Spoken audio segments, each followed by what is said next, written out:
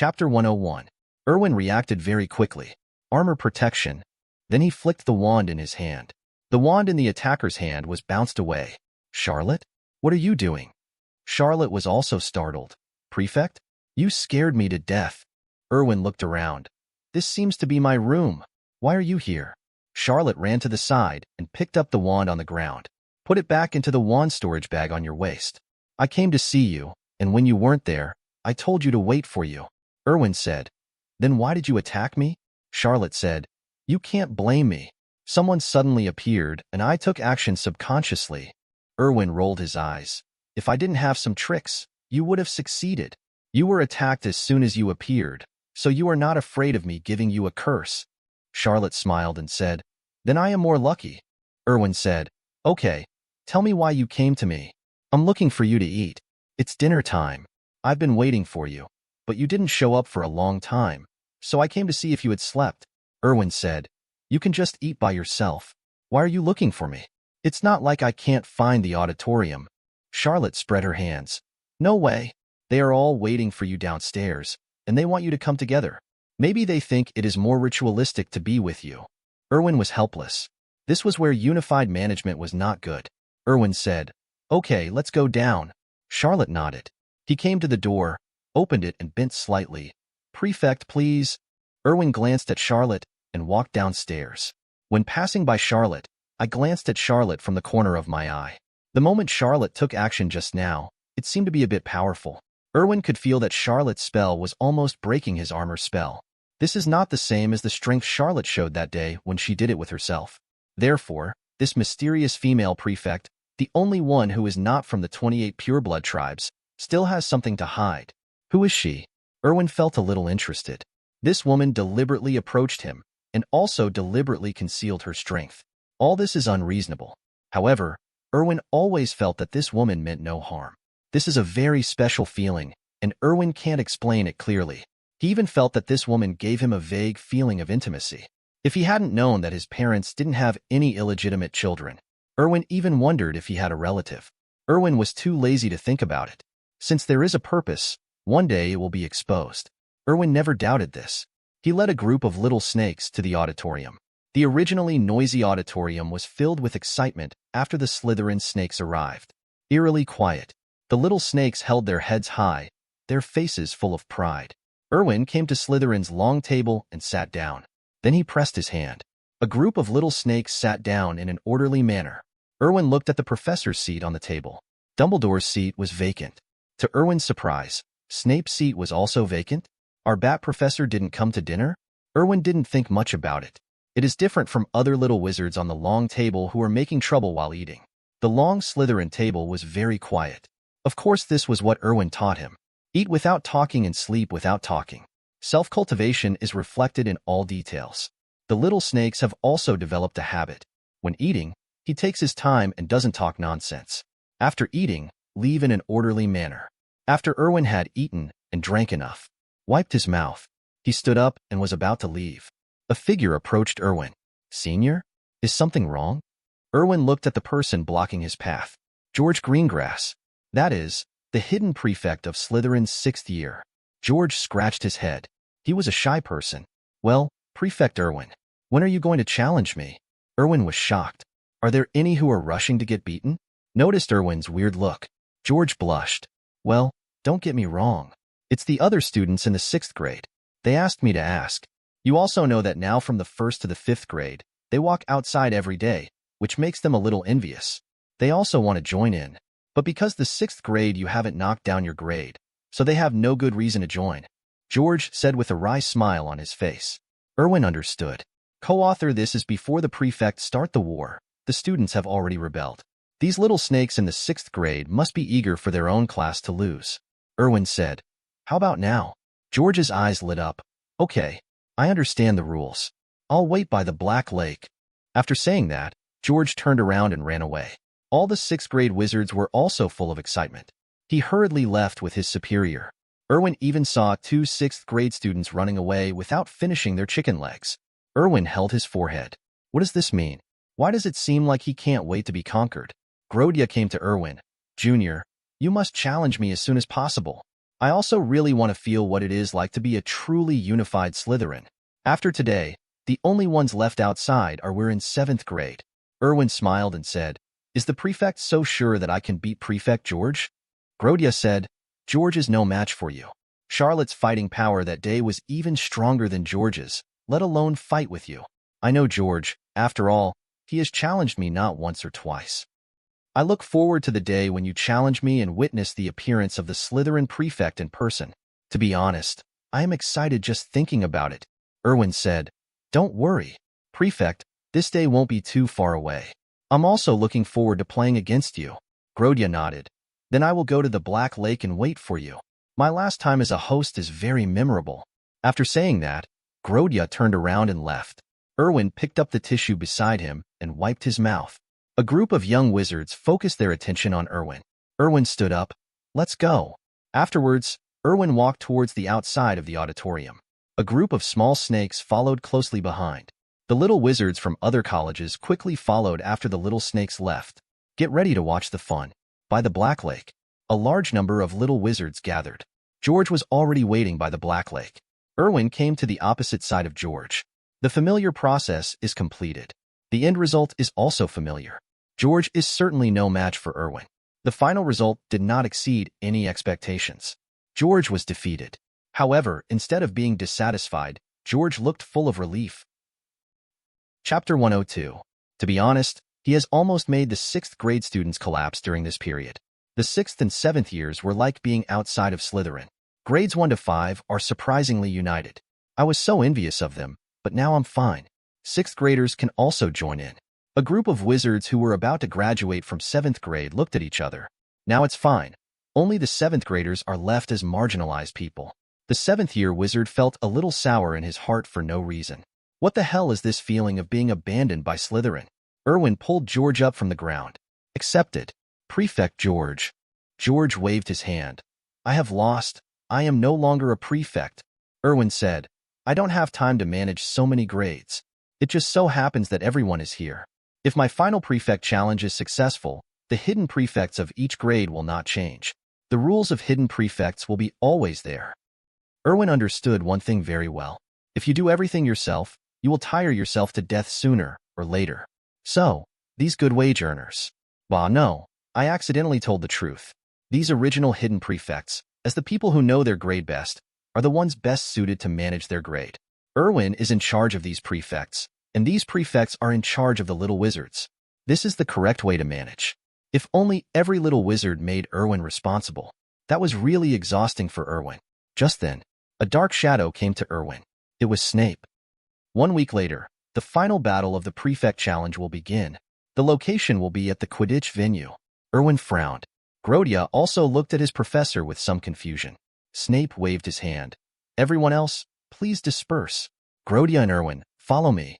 The two looked at each other and followed Snape. Soon came to Snape's office.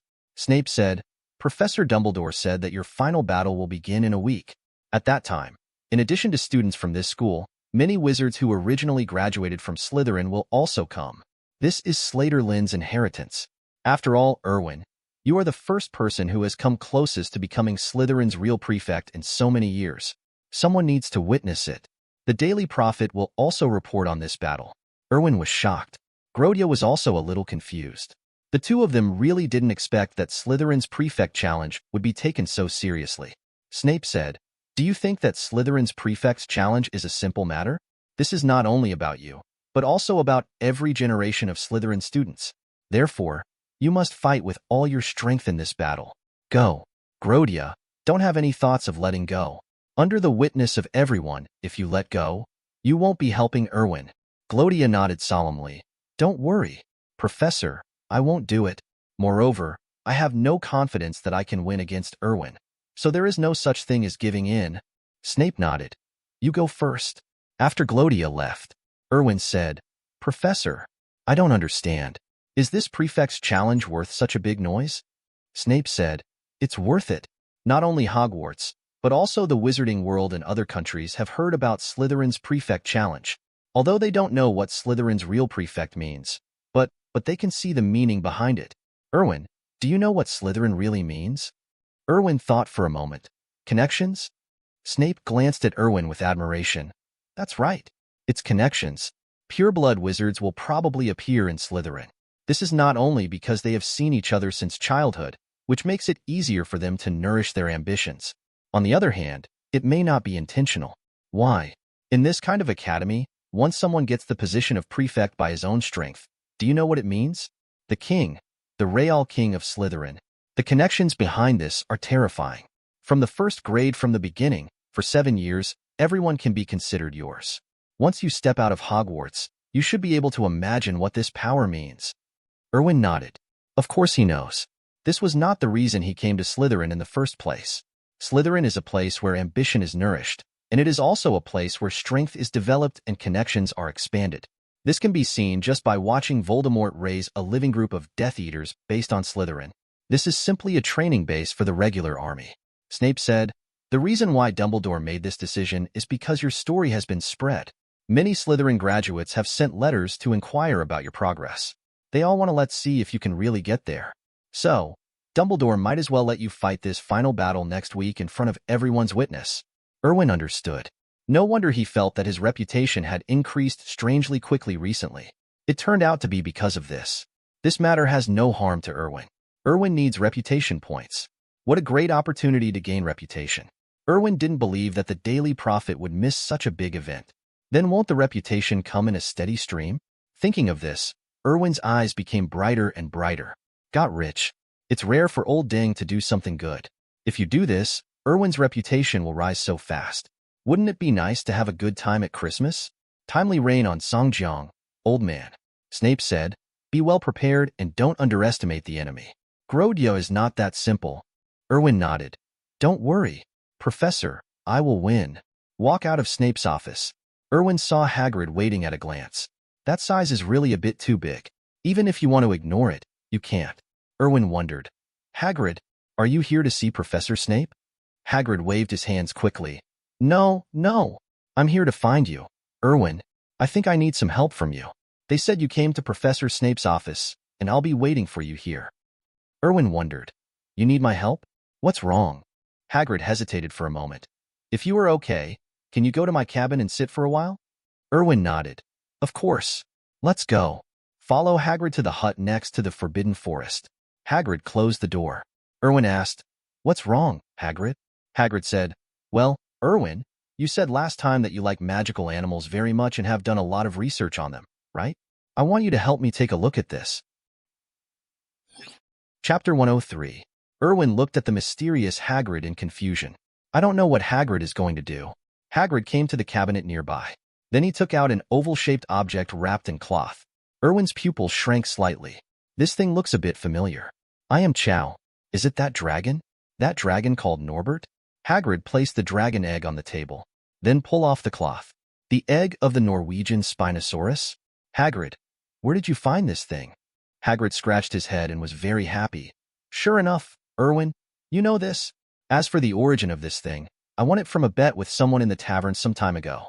Am I very powerful? Erwin was numb. Sure enough, even if the giant is only half bloodline, it will still affect the brain. You can't even see something so obvious. However, now that the dragon egg has appeared, it means that our Mr. Socket has already started to take action. It seems to be earlier than in the original work. Is it because Dumbledore is not at Hogwarts? Hagrid said, I have got this little guy for a while, but I can't find a way to hatch it. You said last time that you also have some research on magical animals. I was wondering if I could ask you for help. Erwin nodded. Of course. All dragons have the same habits. After laying dragon eggs, they will use dragon fire to roast them. Dragons are very demanding creatures like this, and through the egg's skin with the heat, the little dragon inside will also be replenished with energy. Hagrid was surprised. Is that so? No wonder. But won't the flames hurt the dragon eggs? Erwin said, Of course not. The dragon is the creature with the highest resistance to flames except the phoenix. Hagrid nodded. Then I understand. Thank you so much, Erwin. Erwin waved his hand. It doesn't matter. It's all a trivial matter. However, Hagrid, I have to remind you one thing. That is, raising dragons privately is not allowed in the magic world, and you will bring a big problem to yourself. Trouble, Hagrid said. I know, but do you know how tempting it is for me to raise a dragon? I really can't bear to hand it over. Erwin sighed. Forget it. Hagrid, I understand your mood. In this case, just take it one step at a time. However, the growth cycle of the Norwegian Spinosaurus is very short, and it only takes 1 month to be born. There will be no place for it in your room, and I will find a way to help you get rid of it by then. This is the maximum help I can give you. Don't think that I can combine this fire dragon with your 8. It is impossible to place a giant-eyed spider in the Forbidden Forest. Even Hogwarts cannot accommodate a creature like a giant dragon. The amount of food an adult dragon eats every day is enough to destroy a single person in the Forbidden Forest. The Horned Beast tribe is here. Hagrid looked a little depressed. It can be seen that he is really reluctant to give up. Erwin patted Hagrid on the shoulder. Okay, Hagrid, think about it from another perspective. At least you can still witness its birth now, right? Ordinary people really don't have this opportunity. Hear this. Hagrid's eyes lit up. Erwin, you are right. Thank you. I think witnessing its birth is enough. I won't cause trouble for myself and Hogwarts. Erwin smiled. That's okay. Then I'll leave first, Hagrid. Take good care of your dragon. Trust me, I will find a suitable place to settle him when the time comes, and you will still have a chance to visit him. I have this ability. Hagrid nodded. Of course, I never doubted you. Erwin waved his hand and left Hagrid's hut. When he walked out of the hut, the corners of Erwin's mouth raised. It's a bit interesting that Hagrid would actually take the initiative to seek help from him. This is really interesting. What does this mean?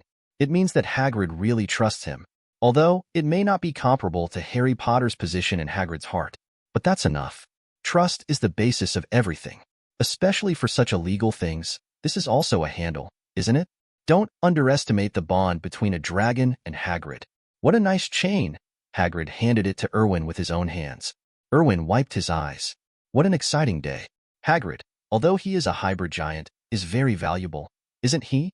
Erwin has never been a person who values so-called friendship. In his eyes, there are only 2 kinds of people. The first type is people who can be used. The second type is people who should not be alive. What? What about the people you said you couldn't use? Isn't that the second type of person? Good people will not live long after all. Living and achieving your own interests is more important than anything else. After leaving Hagrid's hut, Erwin returned to his dormitory. Take out the flip phone from the space ring. He was going to get down to business. Of course, Erwin takes this kind of thing that benefits all wizards in the wizarding world very seriously. There is no way who makes him a great man in his heart. I like to do things that serve the public. What a noble quality. Erwin looked at the phone in his hand. So, the first step is to get a purple lotus mark. Erwin took out his wand and clicked on the back of the phone. Then, a purple lotus mark slowly appeared. However, the next moment, magic began to vibrate on the surface of the phone. Erwin frowned. As soon as the wand was raised, the magic power was directly drawn away. The phone goes silent. Erwin thought for a moment. Is it because the phone cannot withstand magic? Thinking of this, Erwin reduced some of his magic output. This time, it went smoothly, and the purple lotus mark was directly imprinted on it. Next is the characterization of the sound transmission spell. It didn't make any waves. The first magic phone in the wizarding world just appeared. Looking at the magic phone in his hand, Erwin nodded with satisfaction. Everything is difficult at the beginning, but now he has made the beginning. But there were still some issues for him to deal with. The first is the issue of mobile phone numbers. Erwin had some ideas about this matter. The sound transmission spell can record the magic power of different people. This was researched by Erwin himself. By communicating different magic powers, you can use the sound transmission spell to form a connection with this magic power. It's just like a mobile phone number. Erwin needs to build a large sound transmission spell and then put all the magic numbers into it.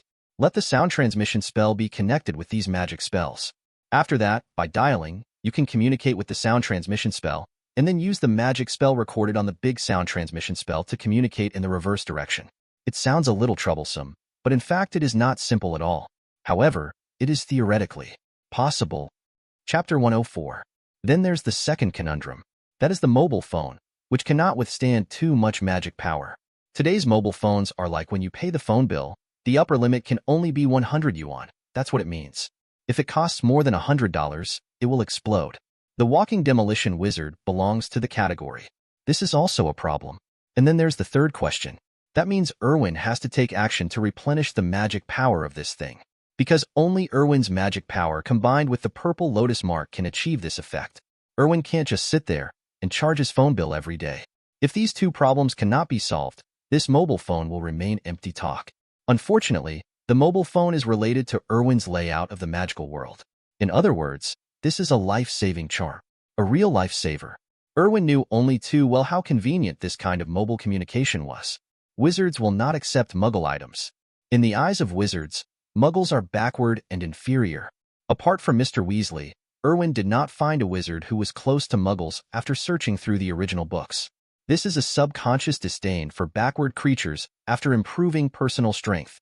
It's inevitable. Even McGonagall once said that wizards do not need anything from Muggles, and magic is always higher than anything from Muggles. Moreover, many spells in the wizarding world, such as Muggle expulsion spells, have great interference with technological products. Change in other words, you are in the building where the Muggle expelling curse is located, and there is no signal on your mobile phone. Maybe this is why satellites can't discover the magical world. And now Erwin's magic phone is out. No need to think about it. Future designation occupies the wizard communication market. Although today's wizards also have remote conversation methods. For example, the patron saint's message is not as fast as a mobile phone, and it cannot communicate in real time. Real-time communication is possible, such as fireplace calls. But how is it different from a landline phone? Is it possible that any living dad can run around the world with a fireplace on his back? If there really is such a person, Erwin said, it's okay not to do this trivial business. Think about it, when everyone in the wizarding world becomes accustomed to the existence of mobile phones. So who can touch the Cavendi family that monopolizes the magic phone business? If you move Cavendi, you won't be able to use your mobile phone. If you're used to using mobile phones, who would use the slow owl and the Patronus charm? Who would use an inconvenient fireplace to talk on the phone? Therefore, Erwin is not only doing the mobile phone business to make money. It's more for layout. Moreover, the existence of mobile phones is not just that simple. Of course, this is all Erwin's idea. If Erwin can't think of a solution, no amount of ideas are empty talk. The second problem is easier to solve. In fact, the reason why mobile phones cannot withstand too much magic infusion. In the final analysis, it is still a matter of materials. Then just change the material. A material that can hold magic power. There is a lot of this in the wizarding world. Mithril, gold, etc. are all a good choice. The really difficult thing is the third way. Erwin fiddled with the phone in his hand, thinking quickly in my mind. Just then, Erwin's hand stopped abruptly. Look at the phone in your hand. Battery. Erwin's eyes lit up.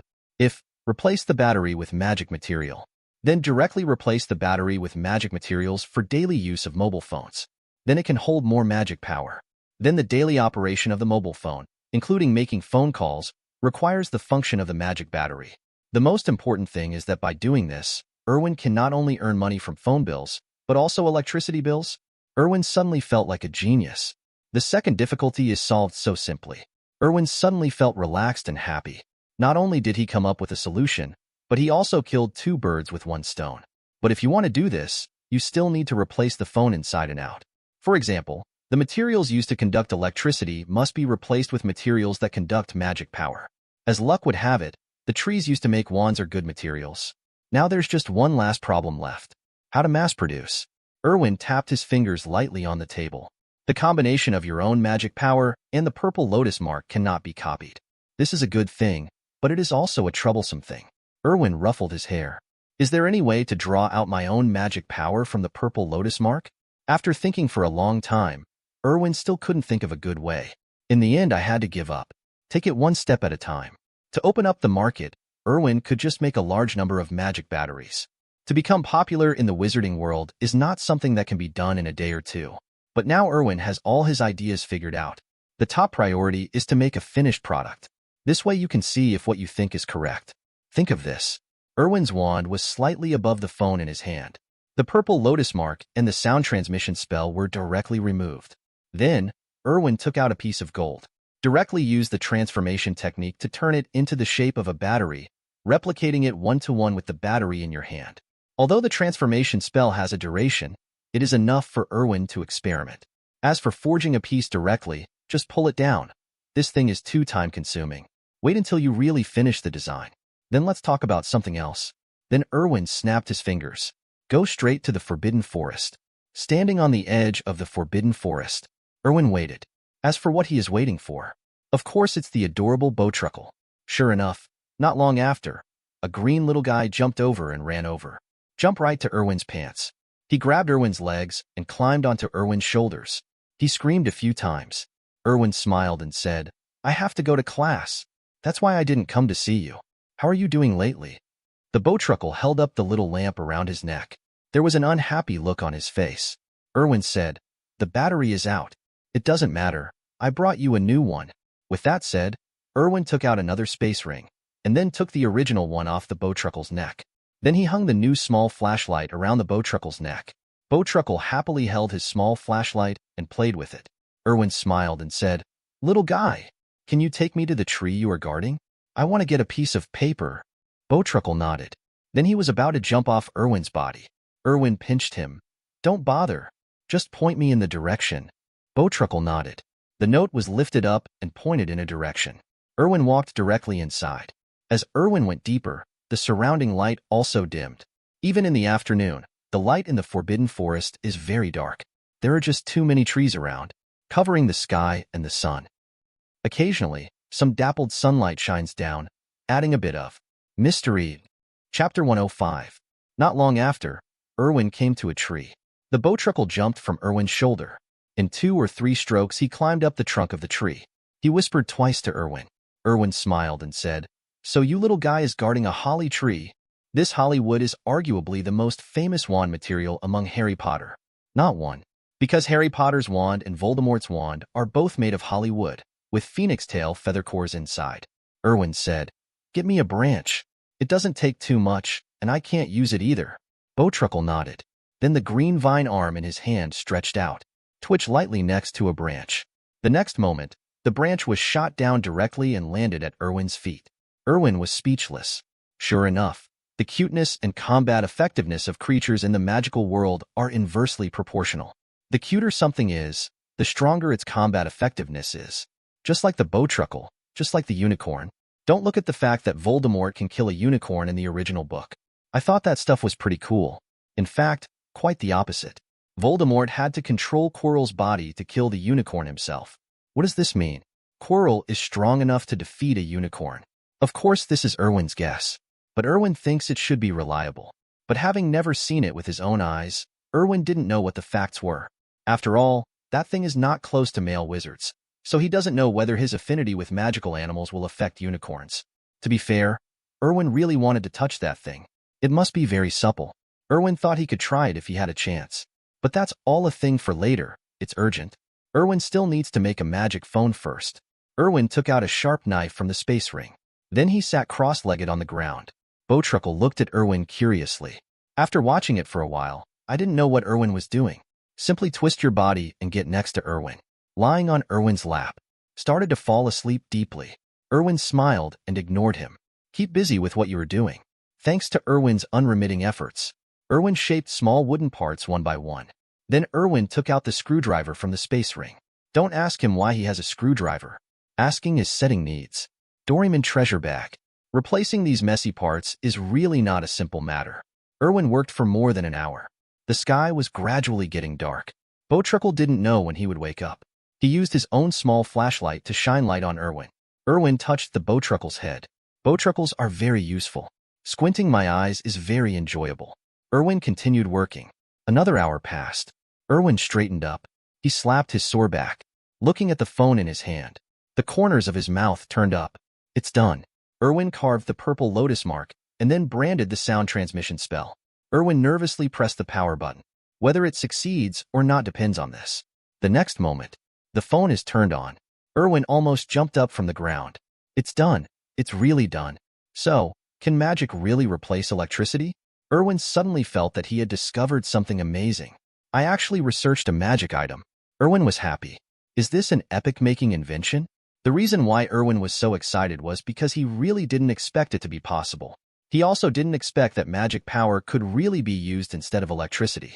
If that's the case, wouldn't it save a lot of money by catching a few wizards and using them to generate electricity? The most important thing is, since magic power can be used to replace electricity, does that mean that magic power can also be used to replace more? A lot of things suddenly came to Erwin's mind. He felt that the Order of Merlin, first class, was beckoning to him. The last person to get this thing was Dumbledore, who discovered 12 ways to use dragon's blood. Then Erwin can totally think of 12 uses for wizards. God, he's a genius. Erwin held the phone in his hand. His face was full of joy. The bowtruckle beside him scratched his head with a piece of paper. His face was full of confusion. I don't know what makes Erwin happy. Climb onto Erwin's arm. He poked the phone in Erwin's hand with his arm. Erwin smiled and said, "What? Are you curious?" Bowtruckle nodded. Erwin said, "Then let me demonstrate it to you." Then, Erwin lit his wand on Bowtruckle's body. The next moment, a ray of magic was drawn from the Bowtruckle's body by Erwin. Bowtruckle showed no signs of panic. It also doesn't think that Erwin will harm him. He just watched Erwin's movements curiously. Erwin lit this ray of magic on the battery of his mobile phone. The next moment, the last stroke of the magic circle of the sound transmission spell was connected. This was of course left by Erwin in advance. It is used to record the mobile phone number when others use it later. With the connection of the magic circle, the purple lotus mark on the battery unfolds. It looks really good. Erwin said, "Lucky little guy. Your magic power will become the number 1 number of Cavendi Unicom, but it will have to wait until it is completely produced." Erwin then pressed the button on his phone. "Look, press 3 zeros and you can talk to me." Bowtruckle curiously pressed the button. The next moment, the purple lotus mark on Erwin's arm flashed a purple light. Erwin pointed his finger. "Little guy." Erwin's voice rang from his mouth and the phone at the same time. Bowtruckle was startled. "I almost threw the phone in my hand." Erwin smiled and said, "Don't be afraid. This is what I am researching. When I finish it, I will give you one, but I can't do it now. This is called a magic battery. I use the transformation technique to change it. According to my transformation technique ability, it can only last for a few hours at most, and then it will return to its original shape. By then, it will no longer be usable. When I have someone make it, I will give you one. If you have any trouble, you can give it to me. I call." Erwin removed the battery and showed it to Bowtruckle. Bowtruckle thought for a moment. Then he made 2 sounds. Erwin smiled and said, "Don't worry. I will do it as soon as possible. It's getting late, I should go." Bowtruckle became anxious when he heard this. Grabbing Erwin's sleeve, Erwin said, "Okay, I'll stay with you for a while. I'll go back later during dinner." Bowtruckle nodded hastily. Erwin touched the Bowtruckle's head. Erwin is full of kindness towards this cute little creature. This magical animal is much kinder than humans, and Erwin can be less wary. In fact, Erwin really enjoys working with animals. It's easy. Chapter 106. I found an open space under a tree. Erwin lay down. Bowtruckle lay on Erwin's chest. One person and one hunchback enjoy a rare and comfortable time. Of course, this is only for Erwin. It was rare that Erwin could completely relax. From the day he came into contact with the Cavendi family business, this so-called comfort seemed to be far away from him. After coming to Hogwarts, I have stayed away from those businesses. But he didn't expect that a more dangerous situation was waiting for him. Therefore, sometimes when Erwin does things, you really can't blame him for being cruel. But if he is not cruel, he will really die. Erwin closed his eyes. The breeze is blowing, which is very comfortable. Just then, there was a rustling sound. It was the sound of stepping on the grass. Erwin sat up directly from the ground. Place the Bowtruckle on your shoulder. Then he took out his wand and pointed it in the direction of the sound. The sound is getting closer. Erwin's vigilance was immediately heightened. The next moment, long silver-white horns emerged from the trees.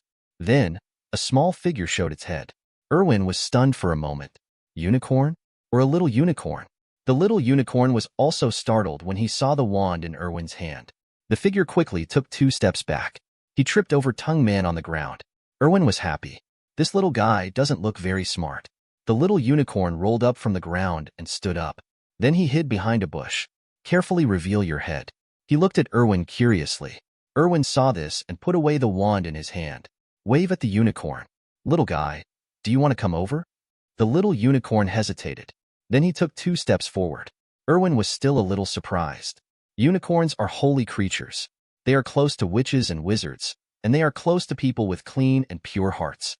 Although he didn't want to admit it, Erwin didn't think he was one of those people with a pure heart. So it's no surprise that he can get the unicorn close, also because of his golden talent. This talent seems to be stronger than I imagined. Creatures like unicorns can also be attracted. Erwin sat on the ground. Make yourself look as non-threatening as possible. Sure enough, the little unicorn took 2 steps forward. This time, the little unicorn was only 3 or 4 steps away from Erwin. Erwin said, "Come over if you want." I won't hurt you. The little unicorn snorted, walked forward again, moved closer to Erwin. But a pair of dark eyes still looked at Erwin warily. Erwin lay down directly on the ground. Close your eyes. The little unicorn thought for a moment and lay down next to Erwin. His head rubbed against Erwin's body. It seemed like he was breathing Erwin's scent. Erwin felt the furry touch on his arm. The corners of his mouth couldn't stop rising. Is this a unicorn? Mom, I'm successful. I touched the unicorn. The little unicorn seemed to be sure that Erwin really wasn't a threat. He simply put his head on Erwin's arm. Erwin opened his eyes and took a look, breaking into a cold sweat. The unicorn's horn was now on Erwin's belly. As long as the little guy turns his head, he will let the horn poke him. Look at the sharpness of this horn. If you poke it, it must not be easy. Erwin said, Little guy, do you have a name? The little unicorn Zilulu barked softly. Erwin smiled and said, Beth? What a nice name. Why did you suddenly appear here? Where is your family? The little unicorn stood up directly from the ground. Then he raised his head towards Erwin. Are you asking me to follow you? The little unicorn nodded. Erwin was also curious about where this little guy wanted to take him. Simply place the bowtruckle on your shoulder. Then he followed Beth and walked deeper into the forbidden forest. Not long after, we came to a lake. By the lake, there are several unicorns resting. After seeing Erwin, the unicorn stood up. There was a wary look in his eyes. But he didn't leave immediately. Beth called twice. From the woods, a large unicorn walked out. It looks much bigger than the average unicorn. This huge unicorn comes to the shore. Called Beth twice. Beth trotted over directly. Come to the big unicorn. Rub the big unicorn's neck. The eyes of the big unicorn were full of love. Then he looked up at Erwin. Little wizard, Beth said you can understand us? Erwin nodded. Yes, I can understand. After Erwin finished speaking, several unicorns suddenly became restless. The big unicorn screamed. All the unicorns fell silent. Then, the big unicorn said, Why do you appear here? You have a very special smell. Erwin said, It should be because of my talent. I have a natural attraction to magical creatures. The big unicorn nodded. So that's it, little wizard. Are you here to get those things? Erwin was stunned for a moment. Get something? What thing? I just came to the forbidden forest for a stroll. I just wanted to find some materials on the way. The big unicorn said, Don't you know? Erwin shook his head. What is it? Can you tell me? Erwin became interested. As we all know, in this case, most novels are filled with adventures and the like. A must for the protagonist. The big unicorn said, Since you don't know, it means this thing is not yours. Leave, little wizard. Thank you very much for sending Beth back. Erwin pouted. The script is not like this.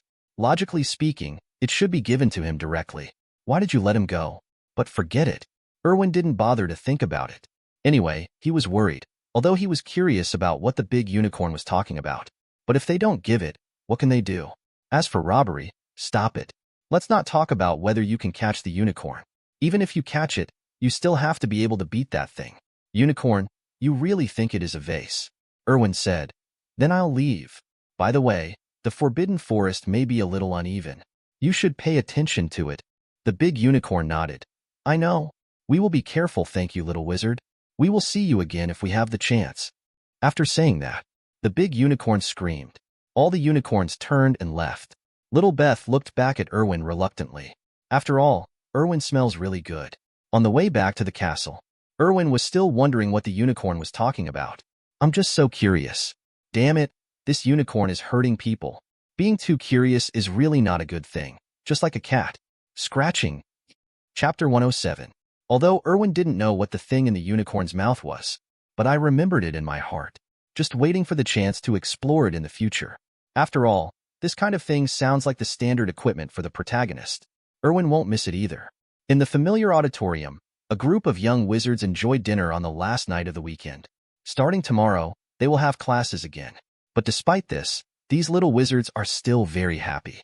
Everyone was talking and laughing except the long Slytherin table. Erwin was thinking maliciously while instigating the oily noodles in the bowl to splash. I hope they can be so happy soon. After a while, all the little wizards had almost eaten. Professor McGonagall walked out of the professor's chair and stood on the stage. Then he knocked on the ornaments on the side. 2 dings. The little wizards present turned their attention to Professor McGonagall. Professor McGonagall said, Okay, everyone, be quiet. Starting from tomorrow, The class time at Hogwarts will be changed. The specific time, Mr. Filch has posted it on the wall opposite the auditorium.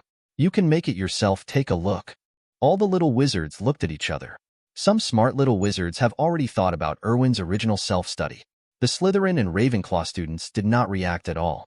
For the little eagles, they like to learn. So it doesn't matter to them that the courses are a little heavier. They also study in their free time every day. The Hogwarts library is just like the Ravenclaw common room. And the little snakes, although some were wailing in their hearts. But because this is something Erwin brought up, so no one will talk too much. Just be patient and it will eventually pass. Although I may have to endure this for 7 years. The little badgers didn't react much. The only ones who really have an opinion are the little lions.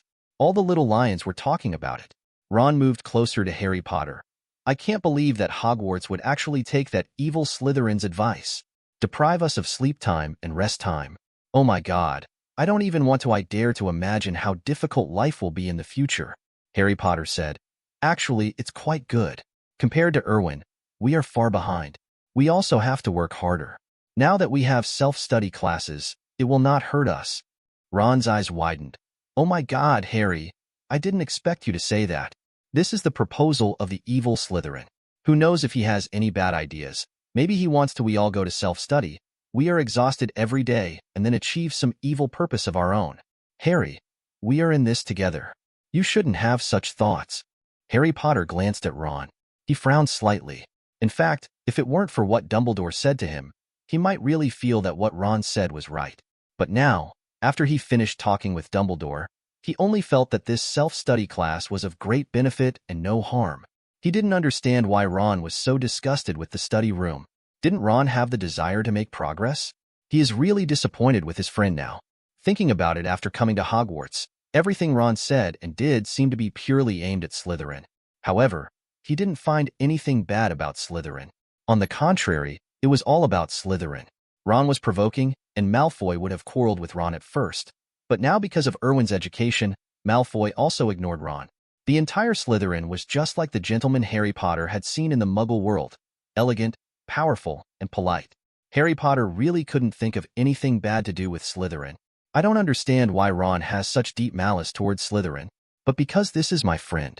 Harry Potter still said, Okay, Ron, you are right, but what's the use? Professor McGonagall has asked Filch to hang the charter on the wall.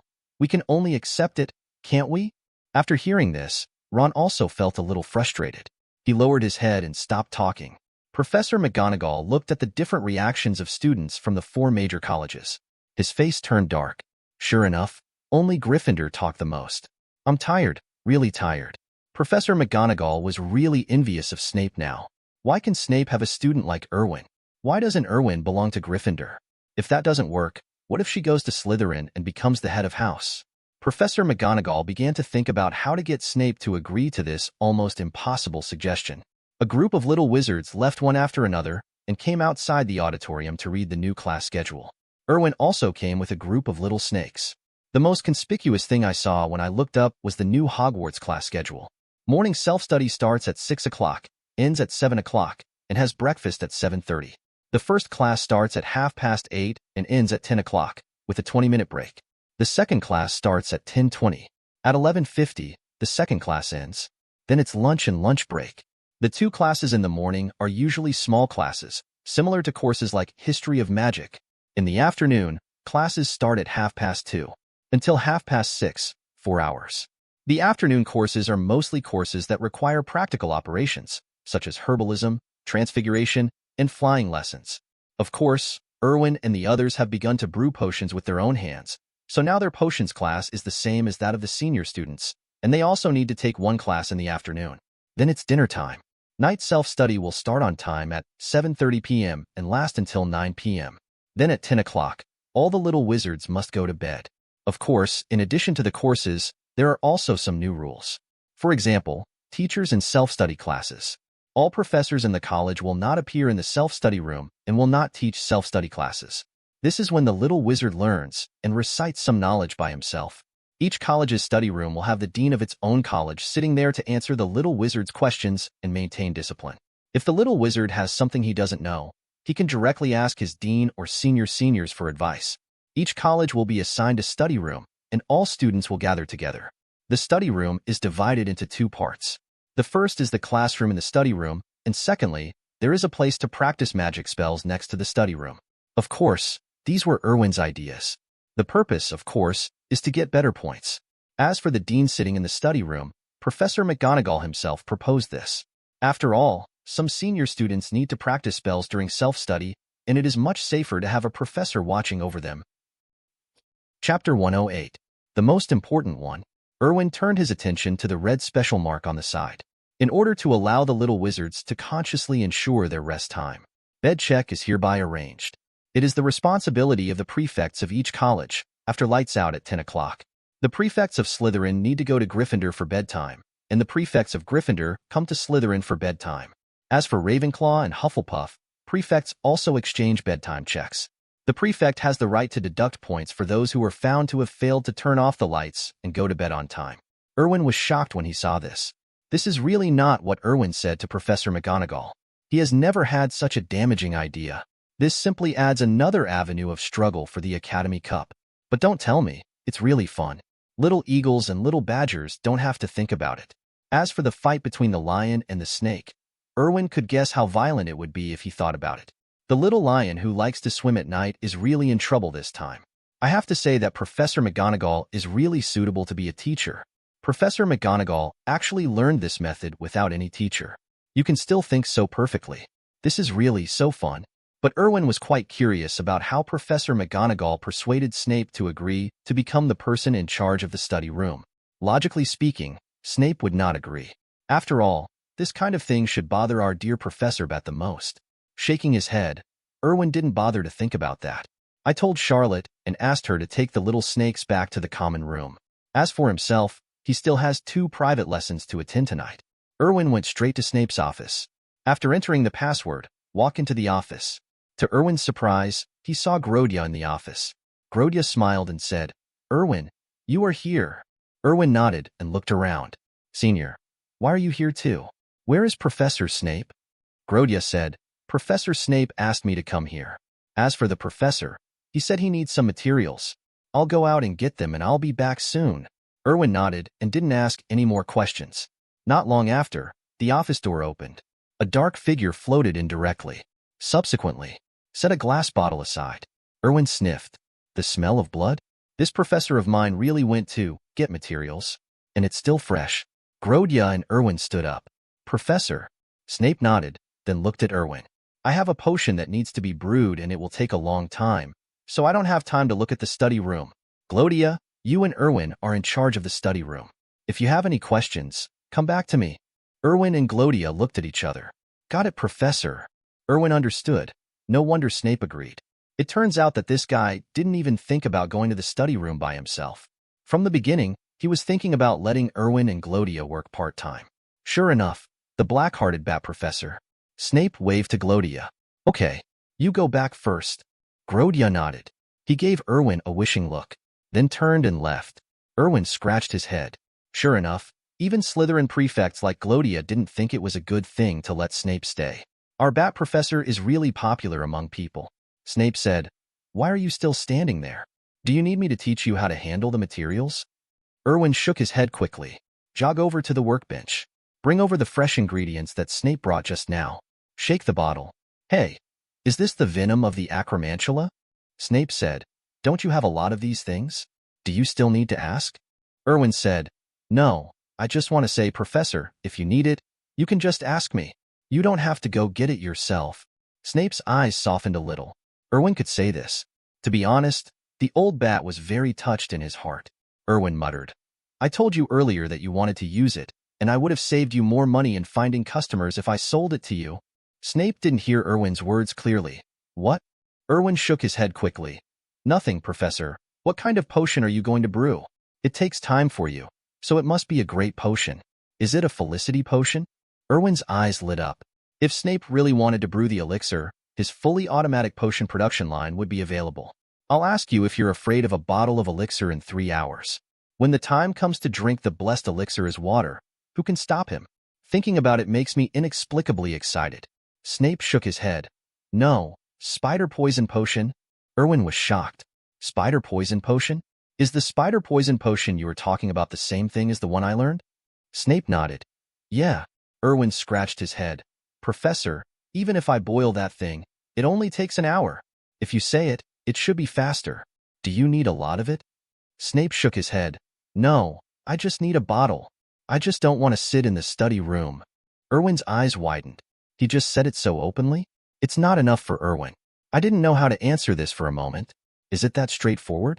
Erwin asked, Professor, how long do you plan to brew this spider poison potion? Snape dealt with the potion in his hand, while saying, it may take 7 years. Erwin lost his mind and almost knocked over the acromantula venom in his hand. Good guy. The co-author is planning to let me work for him for 7 years.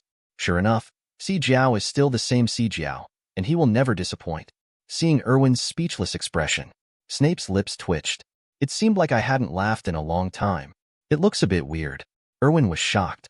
Teach, Professor, were you laughing just now? Snape's expression froze. Hurry up and get rid of the potion and leave. You have to go to the study hall tomorrow. If you are late, believe me, the consequences are not what you want to see. Erwin's tiger body trembled, and he quickly lowered his head and carefully handled the acromantula venom in his hand. Soon, Erwin's work was finished. Professor, I've done it. Snape nodded.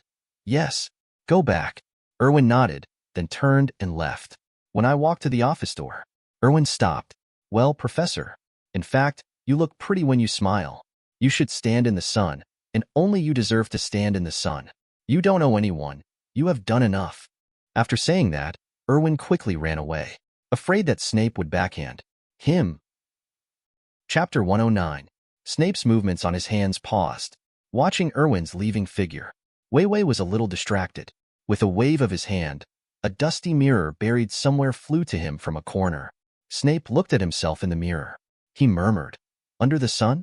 Snape had forgotten how long it had been since he smiled. It seemed that since Lily died and Erwin's parents died, he had never smiled again. The last time he laughed was in front of Erwin's father. They talked a lot that day. Even in such a turbulent situation, Snape could still laugh. That was the happiest time for him. Unfortunately, now that he is gone, never return.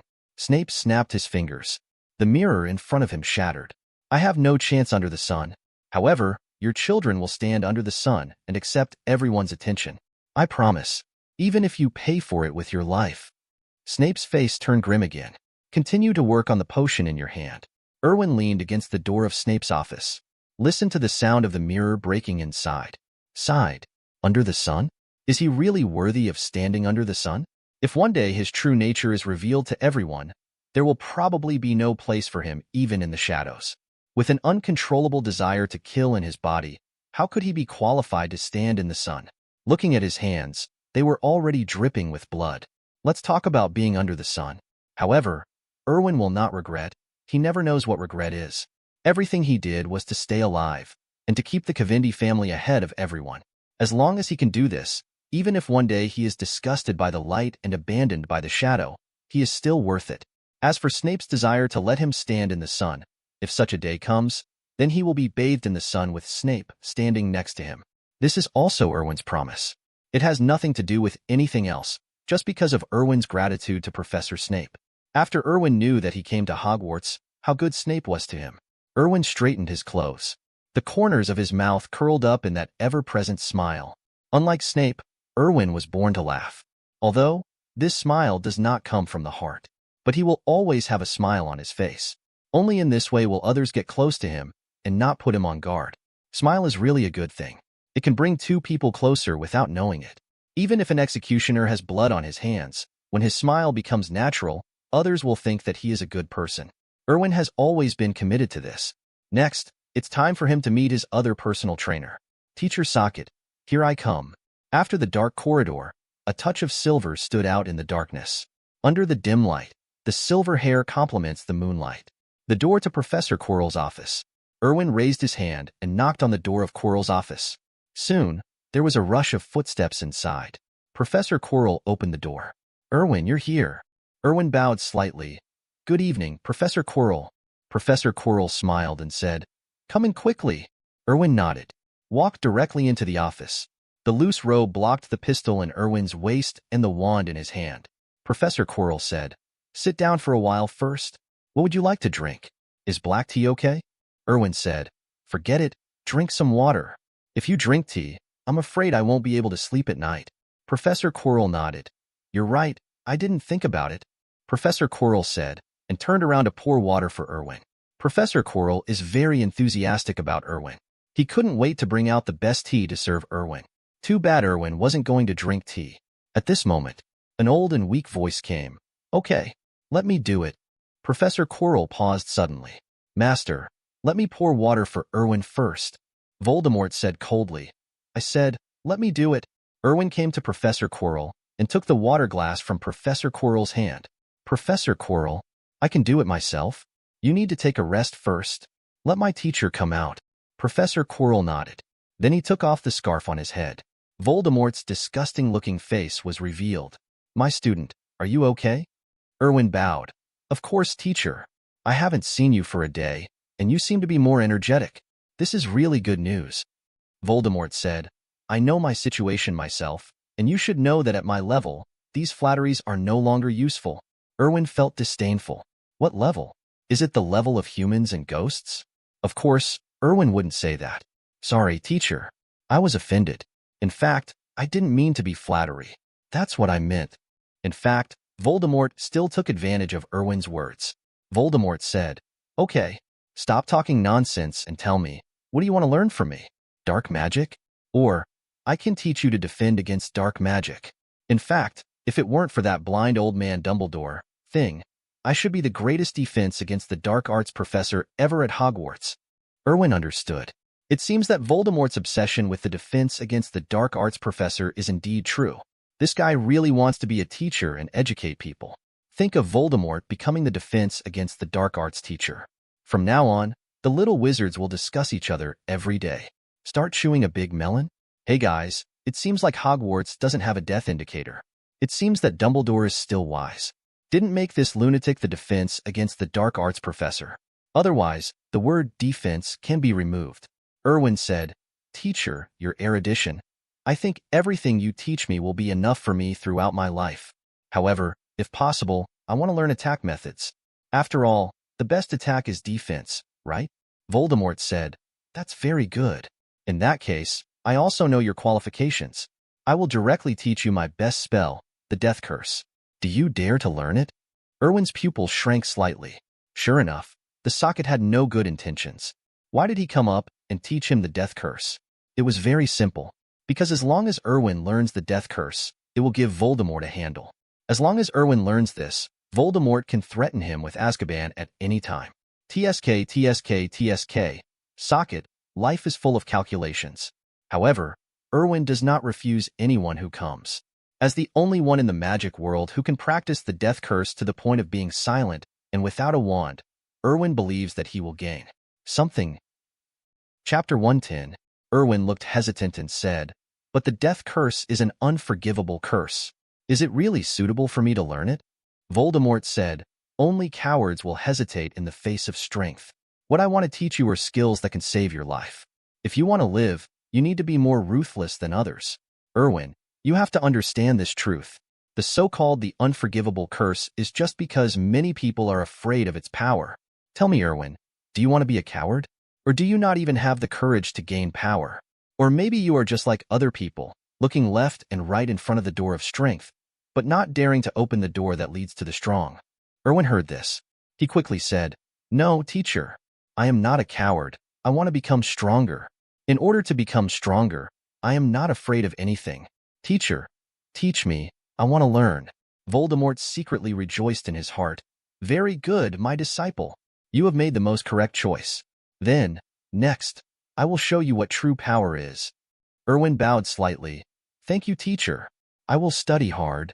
Both of them have their own agendas. Voldemort wanted to control our poor Erwin through Erwin's thirst for power. However, our Erwin was happy to find a true expert in the Unforgivable Curse. Voldemort said, So Erwin, tell me how much you know about the Death Curse. Erwin said, The Death Curse is an unforgivable curse. The reason why it is defined as an unforgivable curse is because when using the life curse, you need to think about killing the opponent. The more times you use the Death Curse, the more likely it will be. Being affected by such negative emotions will turn you into a killing machine. So it will be called the Unforgivable Curse. Voldemort said, That's right. It seems that your study is indeed very good. The so-called black magic is ultimately a kind of curse. However, releasing black magic requires filling the heart with negative emotions. For example, if you want the death curse that wants to kill the opponent, the fire curse that wants to burn everything, the cruciatus curse that wants to torture others, etc. It is precisely because of this limitation that black magic is the most powerful magic. Think about it. Before you learn the death curse, Erwin, let me ask you, have you ever killed anyone? Erwin said, In the corridor, it was my first time to kill someone. To be honest, it felt really bad. I was very scared. Erwin was like a white lotus at this time, with a somewhat panicked look on his face. His eyes couldn't help but lose focus, as if he was really immersed in the fear of killing. Voldemort saw Erwin's behavior, said, It's normal to have fear, my child. It was the same when I killed someone for the first time. However, my child, you have to think about it from another perspective. If you don't kill him, then you will die in his hands, so you only kill to protect yourself. I can see that you are an ambitious person, and you will soon become a real prefect of Slytherin. That is an achievement that I have not achieved. So, in order to become more be strong, and you can get more and satisfy your ambition, killing is just a means. This does not require you to feel guilty. The weak eat the strong. This is the eternal law. A glint flashed in Erwin's eyes. Voldemort was actually brainwashing him? Good guy. If you want to talk about other aspects, Erwin may not be as good as Voldemort. But if you were just talking about brainwashing, sorry, even 10 Voldemorts will not be his opponent. How could a poor guy from the magic world know the greatness of a student who failed to pass the exam? Not to mention, Erwin met too many such people in his previous life. Anyone who lived to be in his 20s in his previous life must have experienced all kinds of brainwashing and torture. Erwin said, Teacher, you are right. Your erudition really amazes me. I think becoming your disciple is the most correct choice I have made in my life. Voldemort nodded with satisfaction. He liked Erwin's performance so much, he felt very satisfied. Cavendi was finally in his hands. Voldemort said, Very good, you have a new awareness, then we will start today's teaching, for the next hour. Voldemort was really serious about telling Erwin all the details and knowledge of this big melon. To be honest, if Voldemort didn't talk about chewing big melons, he would really be a good teacher. I don't know if Voldemort is too obsessed with the position of Professor of Defense against the Dark Arts. When teaching Erwin, Voldemort had terrible intentions. After Voldemort finished his lecture, he said, Okay, it's almost time. You go back and digest it. Come back next weekend. Then I will take you to practice. Erwin stood up. He said with concern, Teacher, you should also pay attention to your health. Erwin really cared about Voldemort at this time. He was really too afraid of Voldemort directly. It all starts with the system prompt tone just now. Ding. Congratulations on being taught the Death Curse by the Dark Lord Voldemort. Your proficiency in the Death Curse has improved. Current proficiency, 4360/10,000. Erwin was really afraid that Voldemort was gone. You know, before he came to Professor Quirrell's office, his proficiency progress bar was 0. It's only been an hour, and I have gained 4,300 proficiency. This is simply a large experience, baby. Erwin really likes Voldemort. The Death Curse will lead to death, which means that if Erwin practices it, it is different from other spells. This thing is a disposable consumable for anyone who practices it. Therefore, the level of Erwin's Death Curse has never been high. I was thinking about brushing up on my proficiency when I go to those pureblood families after the holidays. But he didn't expect Voldemort to give him such a big surprise. The most important thing is that Voldemort is really very knowledgeable about the Death Curse. The things he talked about were indeed of great benefit to Erwin. Erwin's curse itself was given by the system. Erwin asked the system, although the level given by the system has been fixed. However, the specific power of the spell still requires Erwin to practice it himself or add some tricks, which can also increase the power of the spell. For example, with the same magic power and the same proficiency, Erwin's spell design is not as powerful as Dumbledore's. This is because of Dumbledore's understanding of the spell, as well as the control of the force of the attack, and when using the spell, those little tricks will increase the magic effect. This is what Erwin lacks. Now our dear Mr. Socket is simply providing help in times of need. Thinking about it, Erwin was so moved that he almost cried. What a good person. I love you, Socket girl. Chapter 111. Looking at Erwin's concerned eyes, Voldemort was also a little moved. He could naturally see that Erwin's concern came from the bottom of his heart. Voldemort's voice became softer. Don't worry, kid. I'm fine. You go back first. Erwin nodded. Okay, teacher. See you next week. Erwin then left the office. Voldemort looked at Erwin's back as he left.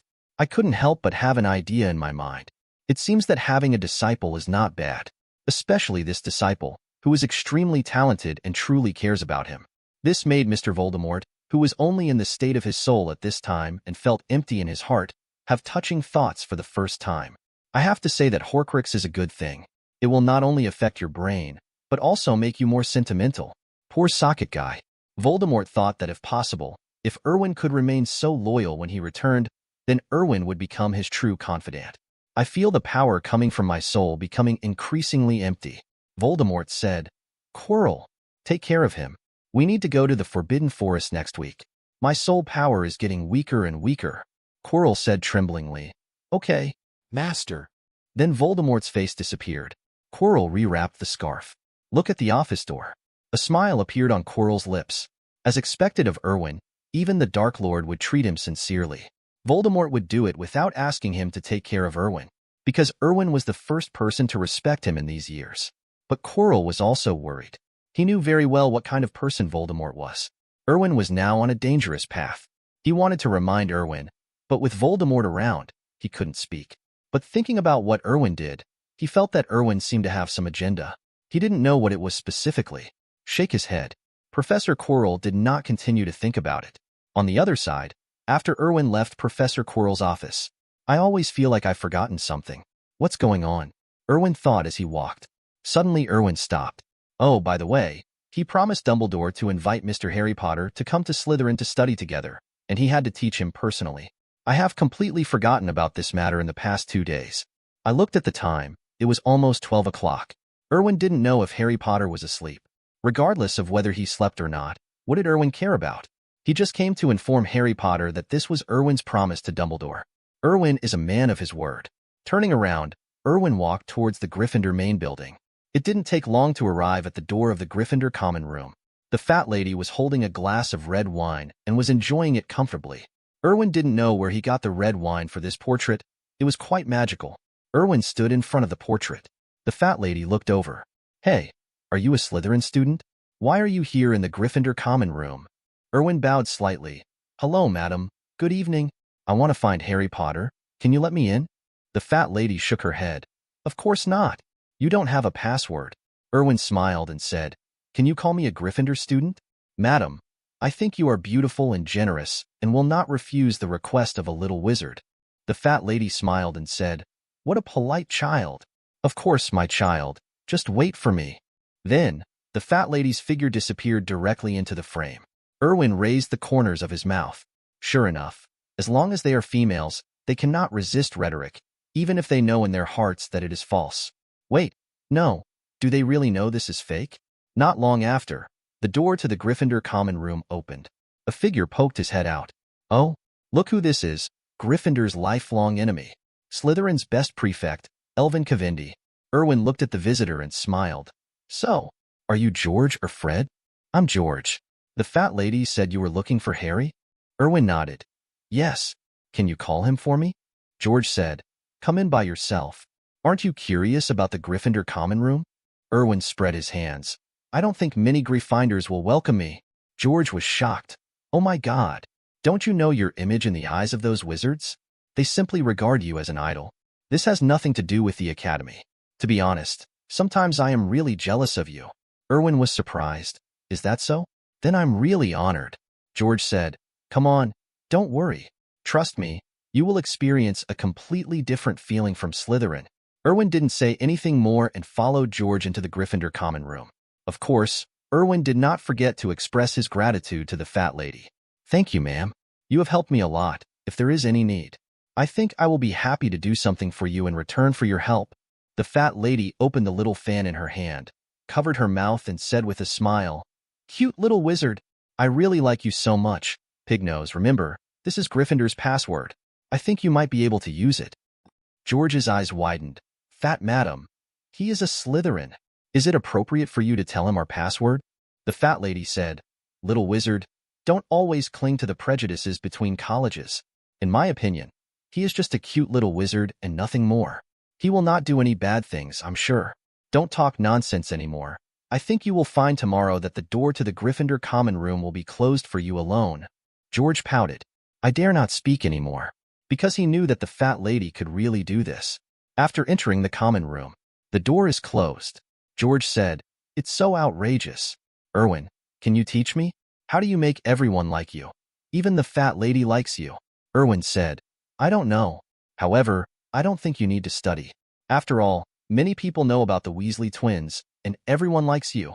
George exclaimed, Oh my gosh.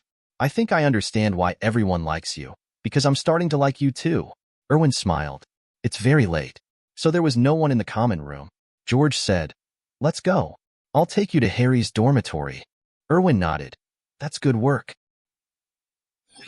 Chapter 112. Arriving upstairs, George stopped at the door of a dormitory. This is it. You can do your own thing. I'm going to bed. Damn early self-study. Erwin, I'm really curious. How did you come up with such a terrifying thing? You know, Gryffindor, the students all want to eat you. Erwin said, I think when their test scores rise sharply in the future, they will be grateful to me. George spread his hands. Maybe. Then I'll go to bed. I think you can find your way back. Erwin nodded. Of course. After George left, Erwin raised his hand and knocked on the dormitory door. The dull sound was particularly clear in the quiet corridor. A voice came from inside. Who? Erwin recognized Harry Potter's voice. Harry Potter. I'm Erwin, could you please come out? There was an eerie silence in the dormitory. The next moment, there was a rush of footsteps. Harry Potter trotted barefoot and opened the door. Mr. Cavendi, why are you here? Erwin smiled and said, Nothing. I just came to ask you, would you like to take a self-study class with Slytherin? I think I can help you with tutoring. Harry Potter's eyes widened. Stunned for a moment, Erwin glanced around the dormitory. 5 beds. At this time, 4 heads were looking towards the door. Erwin looked at the people. Oh, good guy. The composition of this dormitory is so complicated. Find Neville the Frog Master. Demolition Genius Seamus. Brainless Ron. There is also a dragon suit. Erwin doesn't know what to call it, so let's call it the dragon suit armor. Plus Harry Potter. In this small dormitory, 2 pairs of sleeping dragon and phoenix chicks gathered together. It's extraordinary. At this time, the 4 of them also heard Erwin's words. Ron looked at Erwin with hatred. Although Erwin didn't know why Ron was hostile to him. Just because you scolded him? Is this child so narrow-minded? Oh yes, I even helped him experience the feeling of a mural. But is this a big deal? Did Erwin directly ask him to eat the big melon? What a small-minded little wizard. As for Seamus and Neville, they looked at Harry Potter with envy. It can be seen that they really want Erwin to tutor in person. As for the final dragon armor, who cares? Harry Potter was also stunned by this sudden surprise. He himself thought Dumbledore hadn't done it yet. After all, he hasn't been notified yet. But I didn't expect Erwin to come this late at night. I didn't react for a while.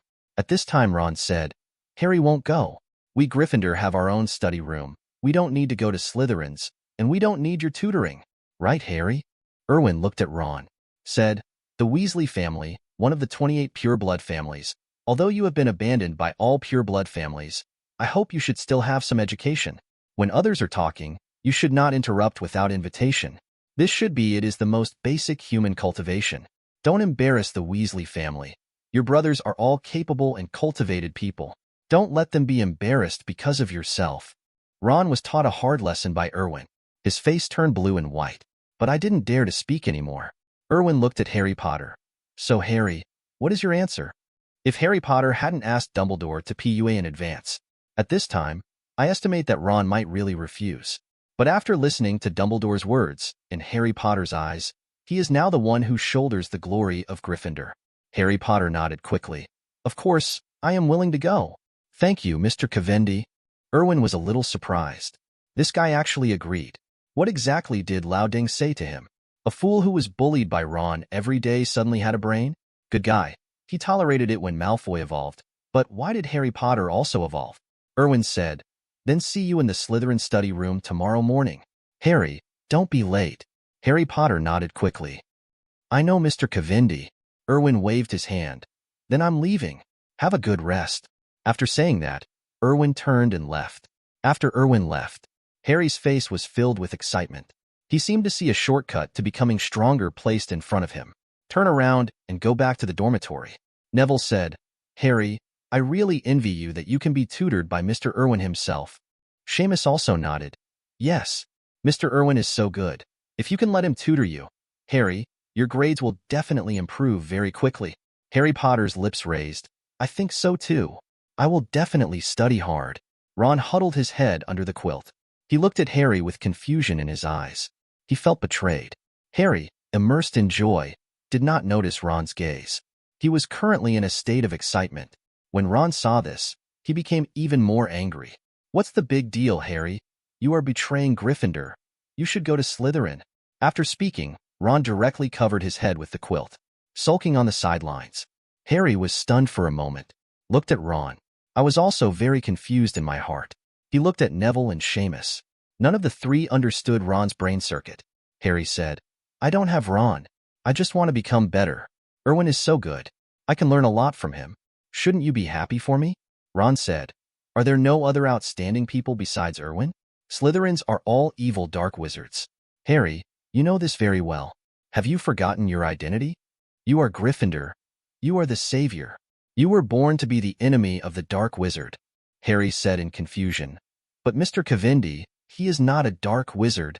Ron was speechless for a moment, can only remain silent. He covered his head and said nothing. Harry sighed. Their friendship seemed to have some cracks at this moment. In other words, this crack has long existed, but it has expanded again and again this time. And Erwin didn't know this. After leaving the Gryffindor common room, Erwin was thinking about a question. Since he wants to cultivate a machine to help him score points, snakes and Harry Potter, these don't seem to be the optimal solutions. The real optimal solution, the one who earns points the fastest, seems to be our know-it-all lady. If I could bring Miss Know-it-all here, wouldn't it be easy to get points? Erwin suddenly felt that it was feasible. What a good tool, man. How could he let it go? Even if he was driving one sheep, he would be driving 2 or 3 sheep. With a snap of his fingers, Erwin decided that he had to bring Hermione over to work. Thinking of this, Erwin walked directly towards the Ravenclaw lounge. Chapter 113. The traffic is greatly reduced, and I can't make any money. It's uncomfortable. I urgently need to promote books, and other messy things can increase the traffic. It is different from other colleges that mostly use portraits as their door gods. The door to the Ravenclaw common room is guarded by a bronze knocker in the shape of an eagle. You need to answer its questions before you can enter the Ravenclaw common room. And these problems are mostly logical problems. There are rumors that even many Ravenclaw students will be blocked from the door by this outrageous door knocker. Compared with other password doors, this kind of door that automatically changes the password is more difficult to enter. You can often see many eaglets gathering at the door, just to answer the questions correctly and then enter their own common room. However, it is precisely because of the existence of this entrance mechanism that Ravenclaw students have developed a habit that students in other colleges do not have. That is, they always bring all the commonly used things with them when they go out. To avoid the embarrassment of being unable to get in when you really need something urgently, stand under the knocker. Erwin looked at the eagle-shaped bronze door knocker with great interest. To be honest, Erwin is really curious about this thing. For example, how does it work? Erwin thought about how to activate this AI. Do I need to snap the bronze ring? Before Erwin could figure it out, I saw the eagle-shaped carving on the bronze door knocker suddenly moved. When it rains, there is a rabbit in the forest. Which tree will the rabbit hide under? Erwin was stunned for a moment. What is this question? Under which tree? There are so many trees in the forest. Wait a minute, that's not right. This knocker seemed to be inducing him. Erwin thought for a moment. I think the rabbit is not under the tree, because the rabbit will be in the hole. The answer is correct. Please come in. Erwin understood that it was indeed the case. It seems that this so-called logical riddle is just an induction link to avoid the important and take the easy. Erwin suddenly became interested. Looking at the Ravenclaw lounge that had opened the door, Erwin went in no hurry. Well, door knocker, you ask the little wizard riddles here every day. Has there ever been a time when the little wizard asked you a question back? The knocker hesitated. No, I am learned. I have the wisdom of Ms. Ravenclaw. No little wizard is willing to humiliate himself. Erwin nodded. That's right. I happen to have a riddle here. It's not a riddle. It can only be regarded as a brain teaser. Do you want to try it? Knockers also showed interest. To be honest, it's really boring here every day. Meeting such a young wizard now, with the Slytherin emblem embroidered on his robe, certainly made the door knocker curious. After all, Apart from Ravenclaw's eaglets, there were only a handful of students from other colleges who could answer the knocker question. The door knocker said, "Tell me and listen." The corner of Erwin's mouth raised. "Say, there was a fight between a piece of chocolate and a tomato, and the chocolate won. Name the food." The door knocker said, "This is not a problem for me. This is a very basic riddle. The answer is a chocolate bar." Erwin's eyes lit up. "Hey, it's pretty awesome." The little eagle on the door knocker shook its body. "Looks very happy. Thank you, but this is just basic, not great. For me, nothing can be difficult for me." Erwin gave a thumbs up. Of course, he wasn't taking aim, but he was really praising the knocker. "Very good. Then I have another question." After the fight between chocolate and tomatoes, they continued to move forward and met eggs. Then, chocolate won again. "Let's fight for another food."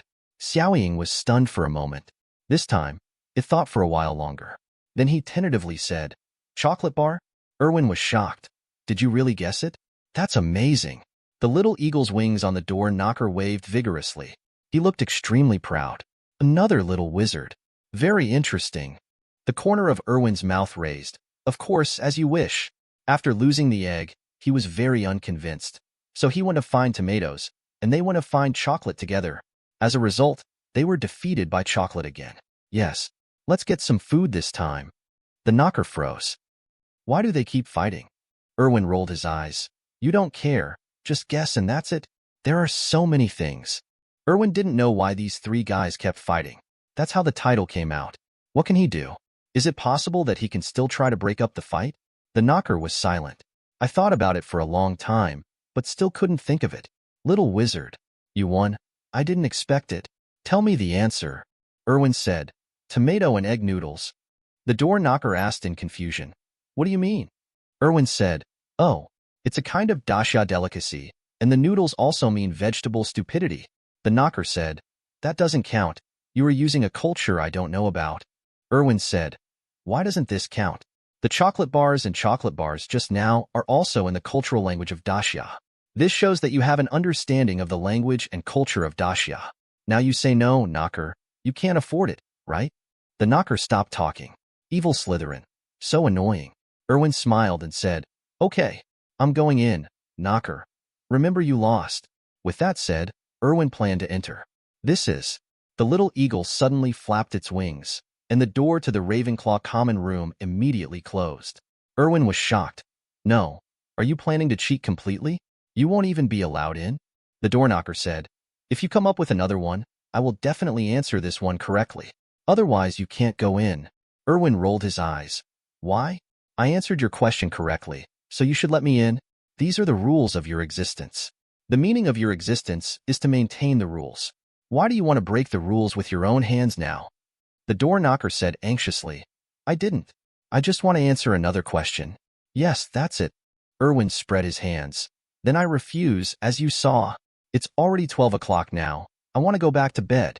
I have to study in the morning tomorrow, and I don't have time to waste with you. Unless you have to pay more." "No, unless you can come up with something valuable." The knocker thought for a moment. "Is there anything valuable?" "I have no money. I am just a knocker.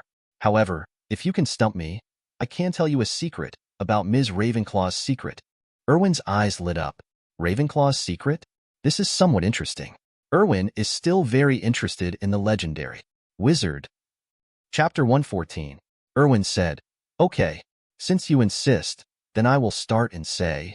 Erwin hasn't said the riddle yet. The knocker said, "Can you stop letting chocolate fight?" Erwin said, "You don't care. I just like to let the chocolate fight. If you answer or not, open the door. If you don't answer, I want to go in." The door knocker said quickly, "Eh, I have never seen a little wizard like you. You are really not likable." Erwin rolled his eyes. "You seem to be talking about it as a human being." "Okay, let's continue." After Chocolate defeated Egg and joined forces with Tomato, he was a little angry that Egg didn't dare to go to Tomato to deal with him. So Chocolate came to fight with Egg again. There was a fight, and as expected, Chocolate won this time. It was still a food fight. The knocker said nothing. A minute, 2 minutes, 5 minutes passed. Erwin yawned. "No, can you do it? If not, just admit defeat. It's only been 5 minutes." The knocker sighed. "Okay, I admit defeat. Tell me the answer." Erwin said, "The answer is very simple. Since Chocolate wins, then the egg definitely loses. So the answer is egg puff, lose, yes. This time it is a homophone of Dacia. Knocker, you have to learn. The knocker suddenly became furious. Erwin said, okay, tell me the secret you know. The door knocker said, your wisdom is extraordinary, so it is appropriate to tell you. The secret is that Ravenclaw has left a legacy in Hogwarts, a true legacy that belongs exclusively to the descendants of Ravenclaw. It is to be left to Helena's. Erwin's eyes lit up. The inheritance of Ravenclaw? Where is it? The knocker shook his head. No one knows, only that it has something to do with Ravenclaw's diadem. Before Ravenclaw died of illness, she said on her deathbed that Helena could get Ravenclaw with her diadem. Lau's true inheritance. No one knows what the specific situation is. However, there are rumors that it is related to the unicorn tribe in the Forbidden Forest. Erwin's heart skipped a beat. Something to do with unicorns? Erwin thought about what the big unicorn said to him yesterday. Is it possible that what the unicorn said was left behind by Ravenclaw? Erwin was a little excited. If this is true, wouldn't it mean making a fortune? Who knows what terrifying background the four giants had back then? After all, it would cost so much to create Hogwarts just for this magical castle. Moreover, in their time, there were many treasures in the magic world. If nothing else, many magical creatures were not extinct at that time. God knows how many good things the four of them gathered when each of them held a quarter of the power of Hogwarts. Thinking about Erwin made him excited. But Ravenclaw's diadem? That thing seems to be in the room of requirement. The most important thing is that that thing is the socket spirit's Horcrux. This is a problem. The door knocker said, okay, you can go in now. I hope that one day you can get the inheritance of Ravenclaw. However, I think that is not a simple thing. By the way, a friendly reminder. In fact, the four giants are all in Hogwarts has left a real legacy. But whether you can find it depends on your own ability. The words fell. The door to the common room slowly opened. Erwin walked right in. The moment the door closes, Erwin seemed to vaguely hear the door knocker complaining. Damn chocolate. Erwin smiled. He didn't bother with the door knocker. Started to look at the Ravenclaw common room. It has to be said that the Ravenclaw common room is different. It is different from the Green Snake, Red Lion, and Yellow Badger. The Ravenclaw common room is entirely aquamarine. It looks really beautiful. The overall building is round in shape, with arched windows in the lounge. Blue silk hangs on the walls. Looking up, you can see stars painted on the ceiling that looks like a sky. The carpet in the center of the lounge is also covered in stars, perfectly matched with the sky ceiling. There are several bookshelves around, and the smell of books is very strong. And in the most conspicuous place, a white marble statue of Ravenclaw stood in an alcove opposite the door. Behind the statue is a huge arched bookshelf with a large number of books on it. The erudite Ravenclaw never skimps on things like bookshelves. It was very quiet in the common room. No one. Erwin scratched his head. He suddenly realized a problem. Hermione, it seems she's in the girls' dormitory. No, it doesn't seem like she is in the women's dormitory. How should I find Hermione now? After thinking for a while, Erwin had an idea. This requires the use of the Patronus charm that I have long mastered but have never used. But for the Patronus charm, Erwin was a little hesitant. How should I put it? Erwin's patron saint is a little weird. But there is no other way. Erwin took out his wand. Call the gods and call the guards. The next moment, streams of white smoke drifted out from Erwin's wand. The next moment, white smoke began to slowly gather in front of Erwin. The white fog is getting thicker and thicker, until it turns into a ball of smoke. The smoke slowly condensed. A naive figure emerged. The moment he appeared, he rushed towards Erwin. He hugged Erwin's legs. Erwin staggered as he was pulled. Looking at his patron saint, he couldn't help but sigh. You idiot. Go and send a message. The Patronus pinched his huge belly. Then he crawled towards the bedroom in a round shape. Erwin looked at the Patronus leaving. Sighed again. Yes, this is his patron saint, a panda. That is the legendary iron-eating beast, Gungun, national treasure of Dacia. Erwin didn't know why his patron saint turned into this thing, although Erwin really likes this creature. But he didn't expect that his patron saint would be this idiot. This thing is nice to look at, but I don't think it has any lethality. The key is, he is a black man. Having such a cute guardian angel really ruins the character. This is also the reason why Erwin has never used the Patronus charm after adding it to level 3. This thing is really inconsistent with my personality. But don't tell me, the patron saint you summoned this time seems to be a lot bigger than the first time you summoned it. Could it be that this guy sneaked an extra food or Chapter 115. Of course, this is a joke. The so-called Patronus spell is the condensation of the wizard's own positive emotions. But for some reason, Erwin's patron saint seems a little too human, just like coming over and hugging Erwin's leg. This is a function that other patron saint spells do not have. Look at the panda patron saint who is climbing the stairs with his butt twisted. Erwin shook his head. Forget it, just a panda. Just be cute and that's it. Moreover, the patron saint is not static. Having a panda patron saint just shows that Erwin still has a sunny side in his heart. Otherwise, why isn't his patron saint a cold-blooded animal like a snake? Therefore, he is still the sunny and cheerful boy.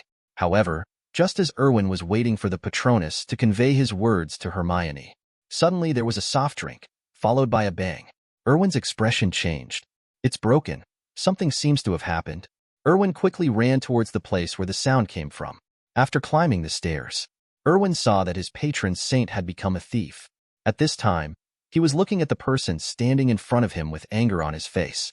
Erwin followed the patron saint's gaze. Then his eyes widened suddenly. I saw a brown-haired witch wearing simple pajamas and holding a wand, waiting. At a glance, you can see two shining thighs. Prefect Penelope Cravat? Erwin recognized the other person's identity immediately. It is the female prefect of Ravenclaw who is also Percy's girlfriend in the original book. But it seems that the two are not together yet.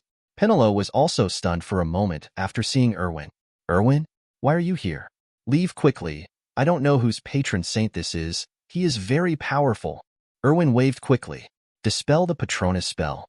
The huge panda began to shrink rapidly, and then turned into a ball of silver-white smoke and dissipated. Penelope's pupils shrank slightly. Is this your patron saint? Erwin nodded. Yeah, I have something to do with Hermione. After all, it's a girls' dormitory, and it's not convenient for me to come in. So I asked the patron saint to help pass a message. I didn't expect such a misunderstanding to happen. Senior sister, are you okay? Penelope shook his head. So that's it, but Junior, your patron saint is a bit too powerful. I have never seen a patron saint that can fight against wizards. If I weren't fast, I might have been defeated by your patron saint. Time to clean up, Erwin said. Sorry, Senior. Penelope waved his hand. It's okay, but, Junior fellow student, I think you should know where you are. Erwin nodded. I know. Ravenclaw. Penelope shook his head. No, you are in the women's dormitory right now. Erwin was immediately shocked. He forgot about it and just watched what was going on. He rushed up directly. Just then, the dormitory doors opened one after another. The noise just now was too loud and woke up many people. One by one, these witches and wizards walked out of the room with sleepy eyes. They were all wearing cool pajamas. Erwin was shocked. Is this something you can watch without paying? What happened? Why is it so noisy? Yes, I just fell asleep, and I have to study in the morning tomorrow. Hey, Prefect, why are you here? A group of little wizards saw Penelope in the corridor. Asked. Then he turned to look at Erwin. The scene suddenly became quiet. All the girls were stunned. Erwin was also stunned. The next moment, a scream echoed throughout Hogwarts. Then these girls turned around and rushed towards the dormitory in a hurry. Erwin saw this and quickly retreated to the common room. Thinking about the 3 years starts silently in your mind can help you calm down. That scene, TSK. People who have never seen it really can't understand it. Who would have thought that girls who usually hide their bodies under their robes would have such dazzling legs? Erwin didn't understand anyway. Sitting on the sofa, Erwin didn't even think about running away. As expected, Penelope came down after a while, and the two of them talked. What Erwin did was really not a trivial matter. Penelope looked at Erwin, who was running away, and couldn't help but smile. Just then, a cool breeze came. Penelope couldn't help but shudder. Looking down, I realized that she wasn't wearing any clothes either. Instantly, Penelope's face turned red. He quickly turned around and returned to his dormitory. At the same time, the entire Ravenclaw Girls' Lounge was discussing the Erwin they had just seen. A boy, currently the most dazzling boy in Hogwarts, appeared in the Ravenclaw Girls' dormitory. This is really big news. Zhang Qiu leaned against the dormitory door. His face was flushed. She was one of the people in the corridor just now. In Hermione's dormitory, several roommates were talking nonstop.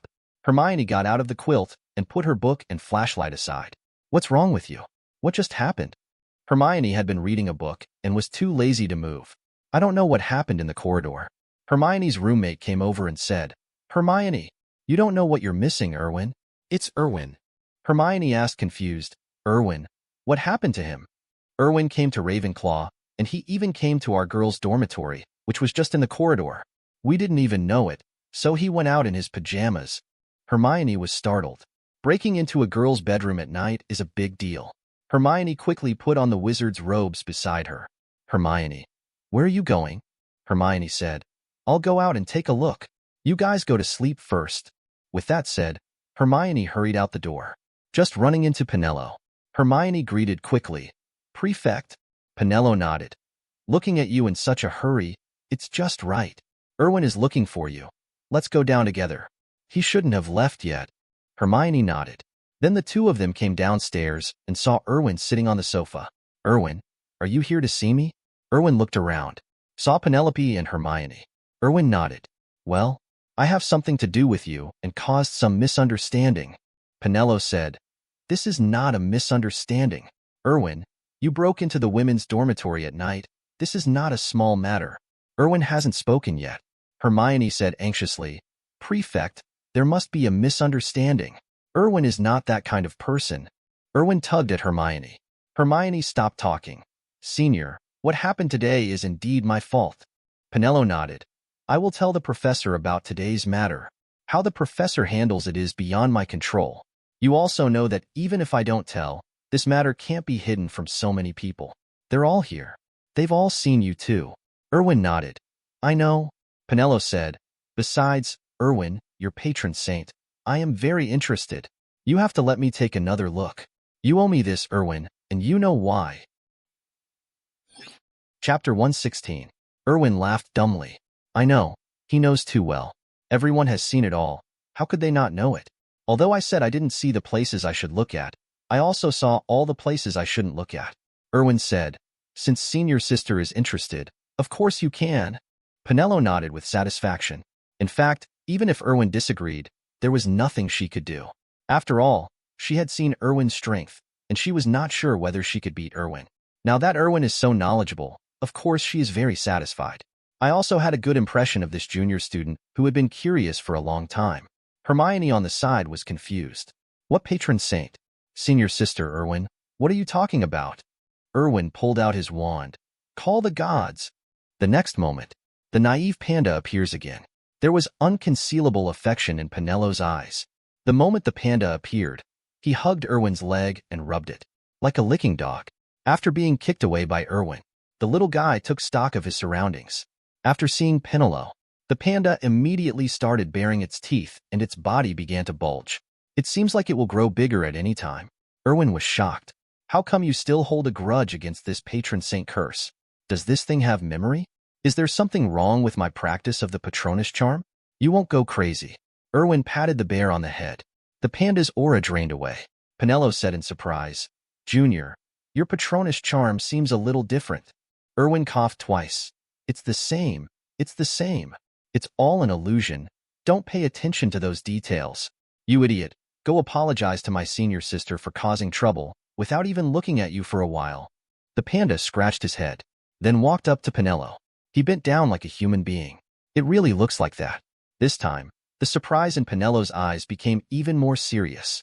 The look towards Erwin also changed. This junior seems to have a lot of secrets. She knows the Patronus charm, but she has never heard of anyone whose Patronus is like Erwin.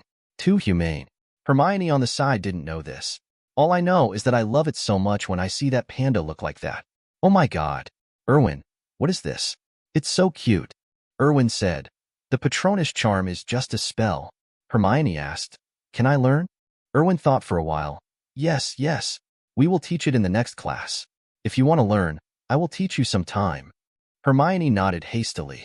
Erwin was certainly not a good teacher. However, for a top student like Hermione, you have to pay enough for her to be a qualified wage earner. Isn't this Patronus charm a very good thing? Hermione knelt down next to the panda. He raised his hand and touched the panda's head. It's so amazing. It's really real. Penelo said, Some clever patron saint spells can indeed condense entities, but I have never heard of anyone's patron saint spell that feels so real like my junior. Junior, there are so many surprises. Erwin waved his hand. Thank you, senior. By the way, Hermione, I came to you to ask if you would like to attend self-study classes with Slytherin students in the future. What do you not understand then? I can give you an answer. Hermione said in surprise. Is it really possible? But Slytherin should be very xenophobic, especially someone like me. Erwin said.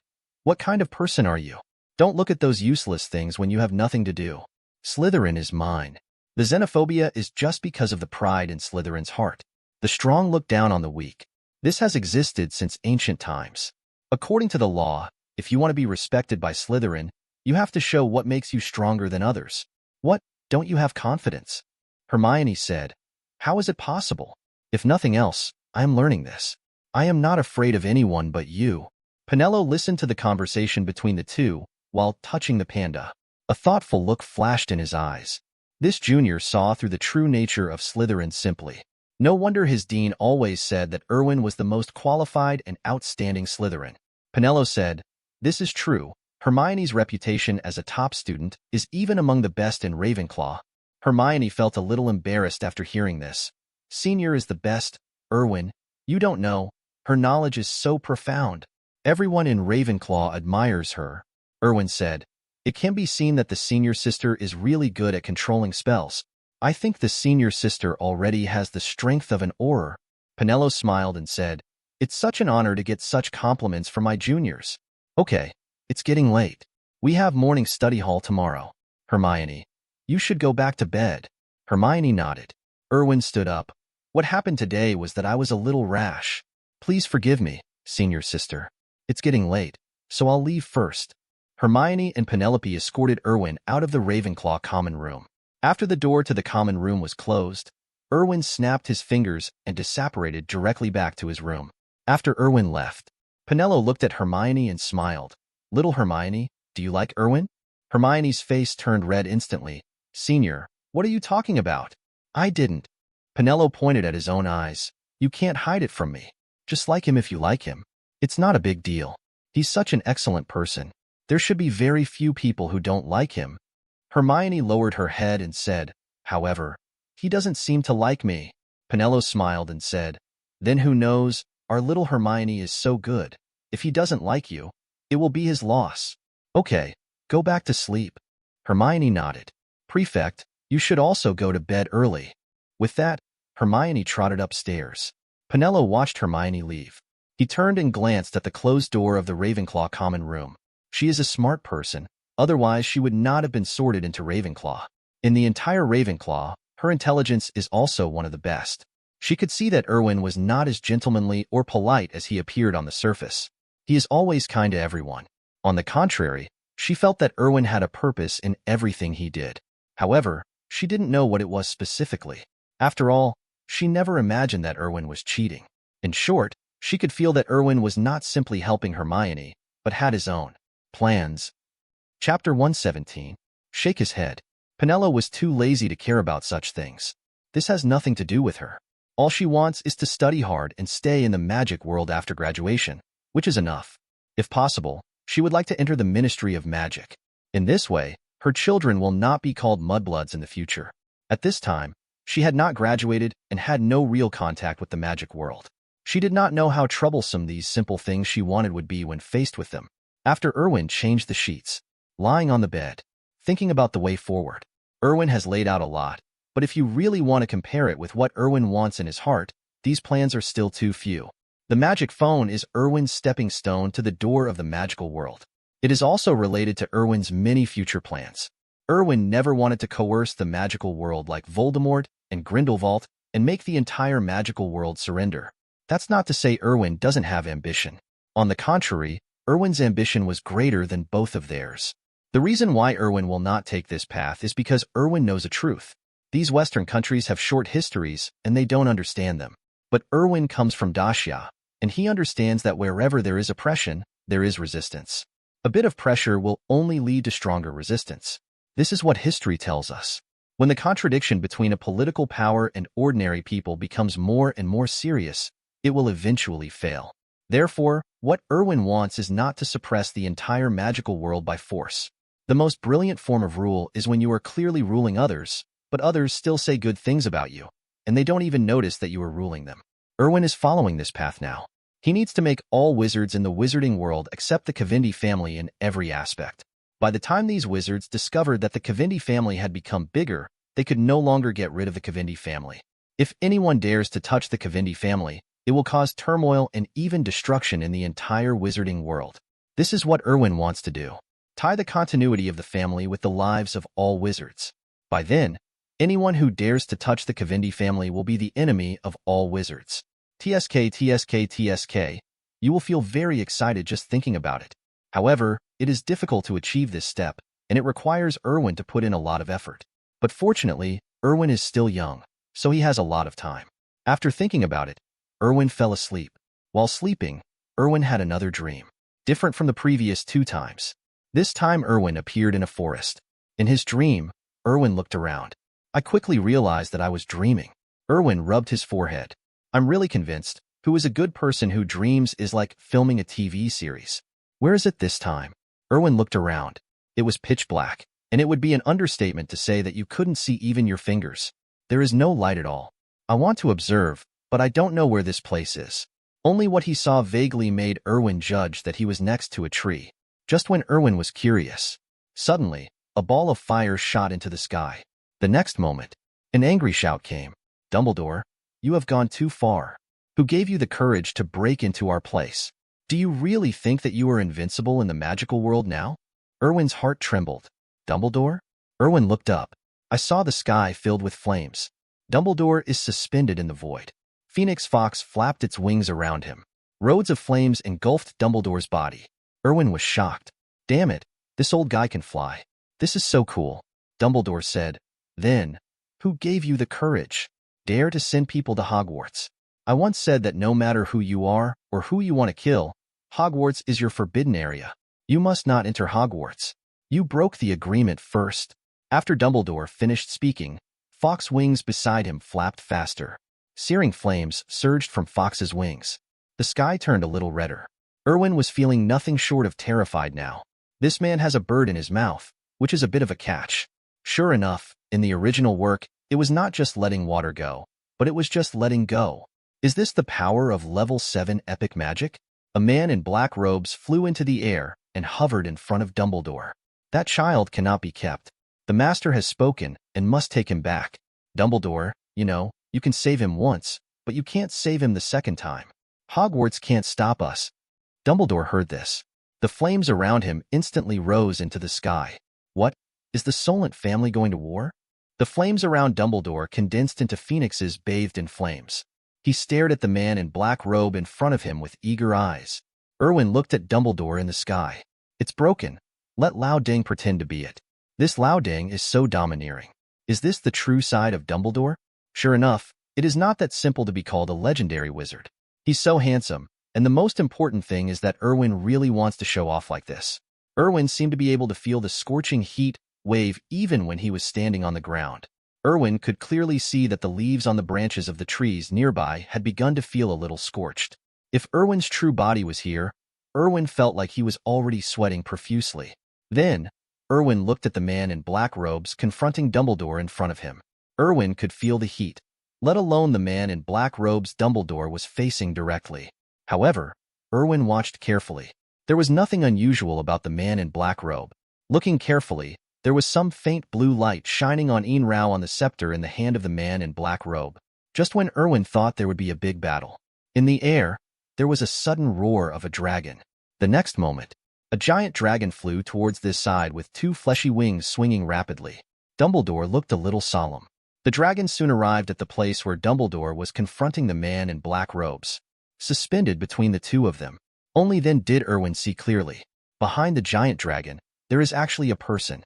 The man looked about 30 years old, with blonde hair tied into a ponytail, wearing a blue evening dress. The man stood on the back of the dragon. The man in black robe bowed. Master, you are here. The middle-aged man nodded. Then he looked at Dumbledore. Professor Dumbledore, long time no see. You are still as charming as ever, Dumbledore said. Alan Solent. It's been a long time indeed. Alan smiled and said, Why is the principal so angry? He has traveled thousands of miles to come to the home of our Solent family. Chapter 118, Dumbledore said. I don't want to come either, but there must be an explanation for the Solent family's attack on Hogwarts. Alan said, Attack Hogwarts? Then Alan turned to look at the man in black robe. Did you do it? The man in black robe started to visibly tremble. Master, I'm sorry. I just... However, he was not finished yet. %*S1* at Alan frowned. I just asked you if you did it. The man in black robe said, yes, but I did it for... However, before the man in black robe could finish speaking, Alan snapped his fingers and typed. The next moment, the body of the man in black robe actually exploded. The fire dragon spurted out dragon flames. The man in black robe turned into smoke and disappeared. Erwin was stunned. Damn it, what is this? You call this magic? Whose magic has this effect? Erwin had begun to wonder if he had traveled through time again. Is this the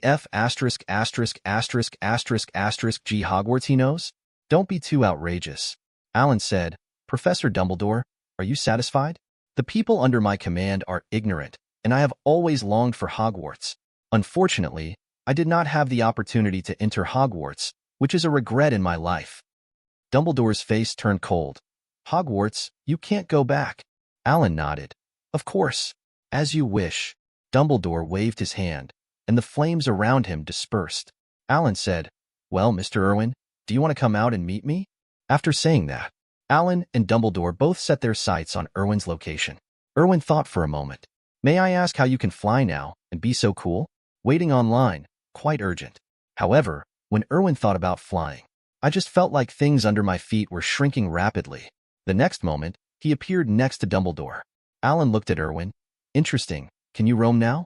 Erwin looked at Alan in front of him. From Alan's eyes, he felt strong greed. It was like seeing a delicious meal. Erwin said, first time meeting. Mr. Alan, right? Alan nodded. Yes, but you said something wrong. This is not the first time we met. Oh, I forgot. You were still a baby at that time. Erwin said. It turns out we are still old friends. Mr. Alan was so generous in attacking Hogwarts, but he did something that many people dare not do. Alan waved his hand. It's all just nonsense by my subordinates. With Professor Dumbledore here, Hogwarts is not so easy to attack. Erwin said, indeed, Professor Dumbledore is indeed very strong. However, Mr. Alan is not weak either. After all, being able to sneak people directly into Hogwarts to attack me is not something that ordinary people can do. Alan had a smile on his lips. It's a pity that I didn't kill you. Erwin also laughed. It's really a pity, just a little bit close. Alan nodded. But it doesn't matter, you will die eventually.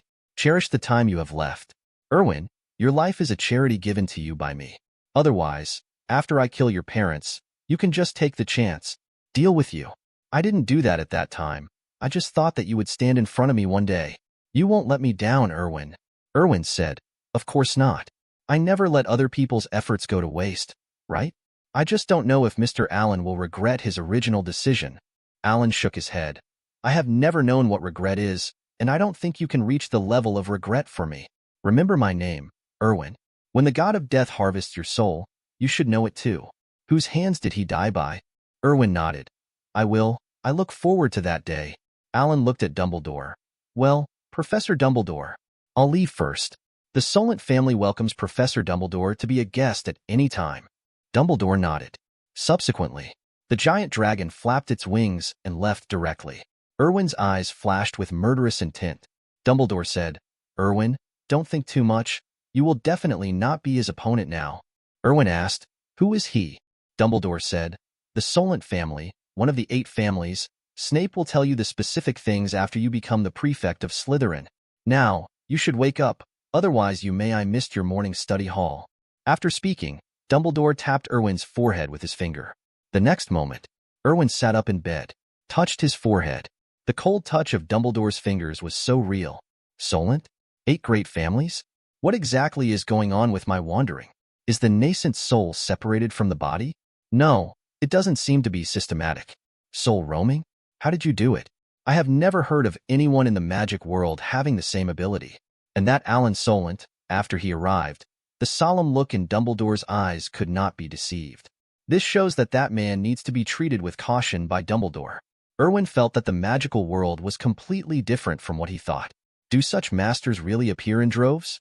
The most important thing is that Erwin is targeted by such a master. This is the most annoying. Just then, there was a knock on Erwin's door. Prefect, are you up? Erwin opened the door. It was Charlotte at the door. Prefect, you don't look good. You haven't had any rest, okay? Erwin shook his head. Nothing. Charlotte didn't ask any more questions. Prefect, I'm going to wake up the others. It will be time for morning self-study in a moment. Erwin nodded. After Charlotte left, Erwin washed his face. Then his fingers made a few strokes in the steam on the mirror. A lotus flower mark appears on the mirror. Erwin compared the Cavendi family crest on the ring in his hand with the pattern in the mirror. They are exactly the same. The angle of the lotus petals and the strokes of the pin are all the same without any difference. And this is what Erwin saw in Alan Solent. It's just that unlike his family's purple emblem, Alan Solent's is blue. Erwin didn't know what that meant, but it should be related to the 8 families Dumbledore mentioned. So, is the Cavendi family one of the 8 great families? What does the 8 great families mean? Erwin couldn't understand. There are really too many doubts. Raise your hand to erase the pattern in the mirror. Erwin shook his head. Just go as you like. Anyway, Snape promised him that he would tell him after Erwin took the position of prefect. Just wait. Chapter 119. After washing up, Erwin looked at himself in the mirror. He straightened his robe. He raised his finger and pointed at the corner of his mouth. Make a sunny arc at the corner of your mouth. Erwin nodded with satisfaction. That's right, a sunny and cheerful boy.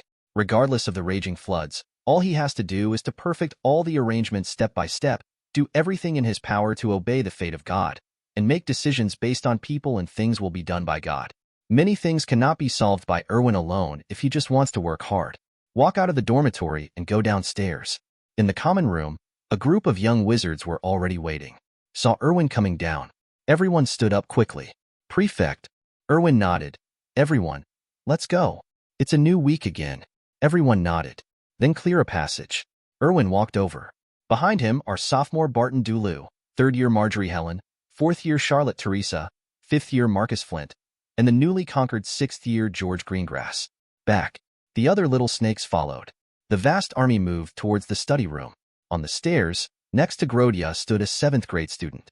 At this time, they were looking at each other. The corner of Grodia's mouth raised. What? Envy? I haven't lost yet, but it's only a week. Okay, let's enjoy our life outside Slytherin for another week. Everyone nodded. Then Grodia walked towards the study room with the 7th grade snake. Outside the castle, the sun has not yet risen. Many young wizards have never seen Hogwarts at this time. Although the ghost and portrait already knew about the change of classes at Hogwarts, but seeing so many little wizards so early, they are also very rare. The Slytherin army marched through the corridor and headed straight for the study room. The study rooms of the 4 major colleges are all next to each other. They all freed up large classrooms that were originally vacant and dedicated them to study rooms. Don't tell me, Hogwarts is really good, because you'll never be short of classroom use. Students from other houses looked at the Slytherin snakes. I don't know why, they are a little envious. This feeling of everyone being together, no matter what the purpose, looks very impressive. Erwin walked in front. Her silver-white hair seemed to be the only different scenery in the dim corridor. Come to the door of the study room. Erwin pushed open the door to the study room. As the door opened, the lights on the classroom walls also lit up. Erwin stood by the door. A group of young wizards walked into the study room in an orderly manner. At this time, there was a sound of rapid footsteps. Harry Potter ran over panting. Malfoy after seeing Harry Potter. I just felt an impulse coming up, wanting to go up and say a few words. He didn't know why, he just couldn't control himself. If Erwin knew this symptom, he would definitely be moved. What an amazing bond. Harry Potter came to Erwin. Sorry, I'm late. Erwin shook his head. It doesn't matter, just wait here for a while. I will introduce you to others later. You can study with them in the future and get familiar with it in advance. Harry Potter nodded, looking at all the little Slytherin snakes. There was some envy and fear in his eyes. After all, Slytherin's current power in Hogwarts is really too powerful. To be honest, an organization with dozens of people every day would be quite scary wherever it is placed. Some little snakes near the door heard Erwin's words, including Malfoy. Malfoy looked at Harry Potter. Then he turned to look at Erwin with confusion in his eyes. It seems that I don't know why Harry Potter came to the Slytherin lounge and why he took a self-study class with the Slytherin students. Erwin looked at Malfoy. Is there a problem? Draco. Draco shook his head quickly. No, Prefect. I have no problem. Erwin nodded. Why don't you go in quickly? What are you waiting for? After hearing this, Draco quickly ran towards the study room. Soon, all the students got into the study room, and at this time, the bell of Hogwarts rang. This means that the first self-study class at Hogwarts has begun. Professors from several other colleges also came. Professor McGonagall looked at Erwin. "Where is Professor Erwin Snape?" Erwin bowed slightly. "Good morning, Professor McGonagall. Professor Snape has a potion that needs to be brewed, so he doesn't have time to study in the study room. He asked Grodia and I to just watch the self-study class. Of course, if there is anything we can't handle, I will inform Professor Snape." Professor McGonagall was shocked. Is there still such an operation? Then why did she get up so early? Professor Flitwick and Professor Sprout were also thoughtful. To be fair, none of them woke up, so why was only Snape able to be lazy? Erwin said, "Dear professors, the purpose of self-study classes is actually very simple. Morning self-study is for previewing, and evening self-study is for consolidation. Generally speaking, students will not have any problems. If they have any problems, they can ask my own seniors. This can also deepen the cohesion of the college. It is a bit hard for professors to get up so early." Flitwick and Sprout nodded. They both agreed with Erwin's words. After all, they really want to sleep in. Professor McGonagall thought for a moment. "I will consider your proposal, Erwin. You are right. Let's take a look first, if possible. Of course, I am also willing to be lazy." The corner of Erwin's mouth raised. "Professor McGonagall, this is not about being lazy, but about training students' independent learning ability. We all know it.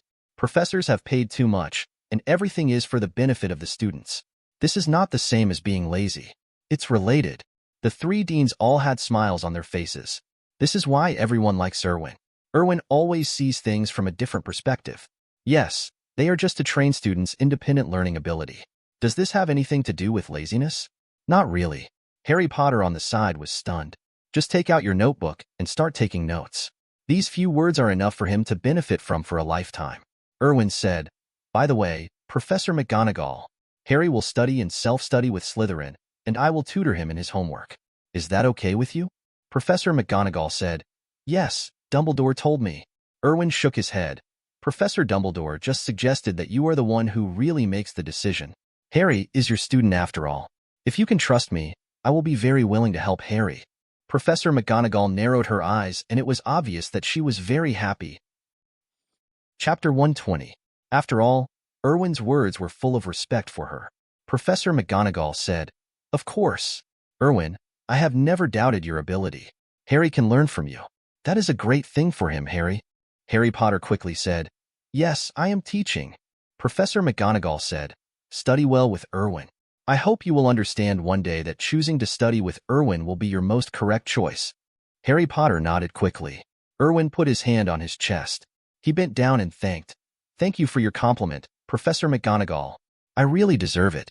It is the honor and luck of our lives to be able to study with the professors at Hogwarts." Professor McGonagall adjusted Erwin's collar. "Good boy." Erwin looked at Flitwick. "Professor Flitwick, if possible, I would also like Hermione to study with me, you know? Hermione has been working hard, for fear of not being able to integrate into Hogwarts. She cannot enter the magical world. As a friend, I have always been worried about her. So if you can, you are willing to believe me." Professor Flitwick nodded. "Of course. Do you need me to call her for you?" Erwin said. "That would really trouble you." Professor Flitwick waved his hand. "It doesn't matter. I'll go in first, and I will tell Miss Granger what you think. If she is willing, I will let her pass." Erwin bowed slightly. Professor McGonagall said, "I'm going in too. Erwin, we'll see you at breakfast." Erwin nodded. "Okay, Professor." After Professor McGonagall walked into Gryffindor's study room, Professor Sprout came to Erwin. "Erwin, you chose a student in Gryffindor and a student in Ravenclaw, but you didn't choose in Hufflepuff. It's a bit unfair to favor one over the other." Erwin was shocked. "Good guy. Is there anyone who personally delivers the workers to your doorstep? Could this be the legendary intermediary?" Erwin said, "Professor Sprout, your words really scare me. You know I don't mean this, but Hufflepuff students, under your guidance, have become too good. I really don't dare to show off my meager knowledge in front of you." Professor Sprout smiled and said, "You are really good at talking, but I have never underestimated your knowledge. In fact, as you know, I am a little fat, so I like to sleep in. If possible, I would also like to hand over the study room to the Hufflepuff prefect, Cedric Diggory. Do you know him?" "I don't know if he is a prefect of Hufflepuff, I can't find it, but judging from his popularity, it should be him. There will be scenes of him in the future, so just think it's him. Erwin nodded. Of course, a very outstanding senior. To be honest, I heard too many things about him in Slytherin. I personally admire him and envy his good popularity. In addition, I need to correct the professor in one word. You are not fat. Professor Sprout smiled happily. Erwin, I like you even more. So, if possible, if Cedric is in need, I hope you can help him. After all, you know that not every house is like you Slytherin, with 2 prefects. Of course, I will tell Cedric. Erwin said, As you wish, Professor. I will be on call whenever you need me. This is my honor. Professor Sprout said, Then we have an agreement. To be honest, Erwin, the self-study class you have created is really great. I can see that it will be of great benefit to the little wizards. You are the best little wizard I have ever seen at Hogwarts. Erwin bowed. Under your guidance, I will become better. Of course, all this requires your careful guidance. Professor Sprout lightly tapped Erwin's forehead. If you want to learn the knowledge of herbal medicine, you can come to me at any time. I am very willing to teach you. Erwin nodded, watching Professor Sprout walk into the study room. Just at this moment, Hermione came out of Ravenclaw's study room holding a book. He jogged up to Erwin's side. I planned to tell Professor Flitwick after the self-study class, but I didn't expect that you had already told the professor. Erwin smiled and said, I just happened to meet the professor. Okay, let's go in. I need to introduce you to the little snakes of Slytherin. Harry Potter and Hermione hesitated. Erwin said, What's wrong? A little nervous? Don't be afraid. In fact, Slytherin's reputation is not very good, but there is no doubt that they are actually kind, at least in my opinion. However, I want everyone to recognize you. You need to show that you are stronger than them. You know, they are all very proud. Of course, I believe you can do it. After all, I brought you into the Slytherin study room. I am very proud of you. Have confidence. Harry Potter and Hermione looked at each other. Their eyes became firm. Erwin believes in them so much, and they must not embarrass Erwin. With Erwin's teachings, they will become better and better. This is also their purpose. Erwin watched the two's reactions. The corners of the mouth are raised. Good. That's it.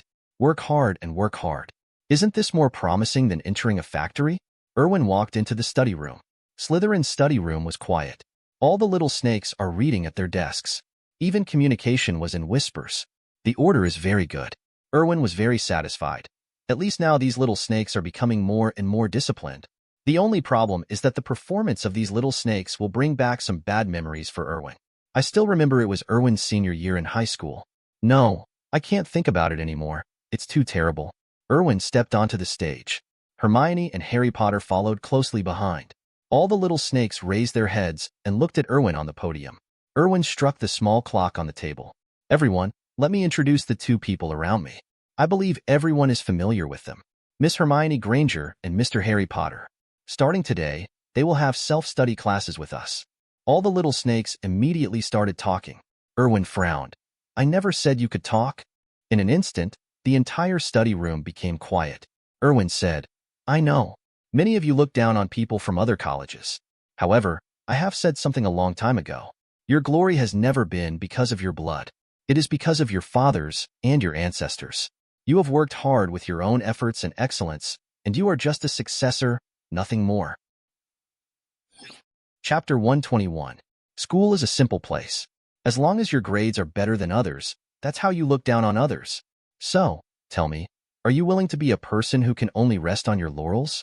When others mention you, they will only say, This is the child of such and such family. This is the heir of such and such family, and you have ignored yourselves. Tell me, are you willing? A group of little snakes shouted. No, we don't want to. Erwin pressed his hand. Very good. I heard your voices. Only you like this are worthy of being called Slytherin. Only you like this are qualified to carry Slytherin on your shoulders. Glory, improve yourself. I hope that one day when you walk in the wizarding world, in Diagon Alley, and everywhere there are wizards, they will point at you and say, Look, it's him. He's been on the Daily Prophet. He's very good. Wizard, it is he who has raised his family to a higher level, and it is he who has achieved achievements that are comparable to the ancestors of their family. All the little wizards clenched their fists, looking at Erwin on the stage excitedly. It seems that they have seen that day. I saw the day when I stood at the top of the magic world. Erwin said, Here, I am Erwin Cavendi. I issue the first order after becoming a prefect. Starting today, Slytherin adopts a point system. Everyone can add points to Slytherin, earn points by contributing to Slytherin, and the points will be settled once every school year. The person with the highest points will be crowned with the glorious name of Slytherin, and I will personally carve a badge for him, which will become yours. Glory. So, who agrees and who opposes? Barton Drew stood up first. The second grade agrees. Several other prefects looked at each other. They all stood up. We agree too, at last. Grodia stood up. Our 7th graders also agree. Erwin gave Grodia a smile. Grodia responded with a smile as well. Everything is left unsaid. Erwin said, "Very good." Then, starting today, the prefects of each grade will be responsible for scoring the students in their own grade. After that, I will place a notice board in Slytherin with the scores of all students. Promise. In addition, Hermione Granger and Harry Potter will also join the point system. I will arrange for someone to record their scores. If you don't want the Slytherin Glory Badge to be taken away by them, go for it. The little snakes looked at Hermione and Harry Potter with some evil looks. After all, this is Slytherin's glory. If it is taken away by someone from the outer courtyard, they are really embarrassed. Erwin looked at the fighting spirit in the eyes of all the little snakes. Extremely satisfied. Roll it up, the more benefits it will have. All this is to make the little snakes become better. Erwin raised his hand and put it on his chest. For Slytherin! A group of little snakes shouted. For Slytherin! Hermione looked at Erwin. I couldn't help but feel a little crazy. Is this the charm of Erwin? Harry Potter listened to the deafening cheers. He suddenly felt that Erwin beside him had become so tall at this moment. He also really wanted to put his fist on his chest and shout those words for Slytherin. But it's a pity that he is a Gryffindor student. He once again regretted what happened when he was sorted. He should have listened to the sorting hat. Sure enough, it can become a magic item used by Hogwarts to sort houses. It really has the right vision. Even the sorting hat didn't know that he would be so recognized one day. Looking at all the little snakes, Harry Potter clenched his fists. Slytherin Badge of Honor? He was going to get it, even if he didn't join Slytherin. But to get this badge, he has to prove himself. Erwin took in all the reactions. Look, what a touching passion. Erwin waved his hand.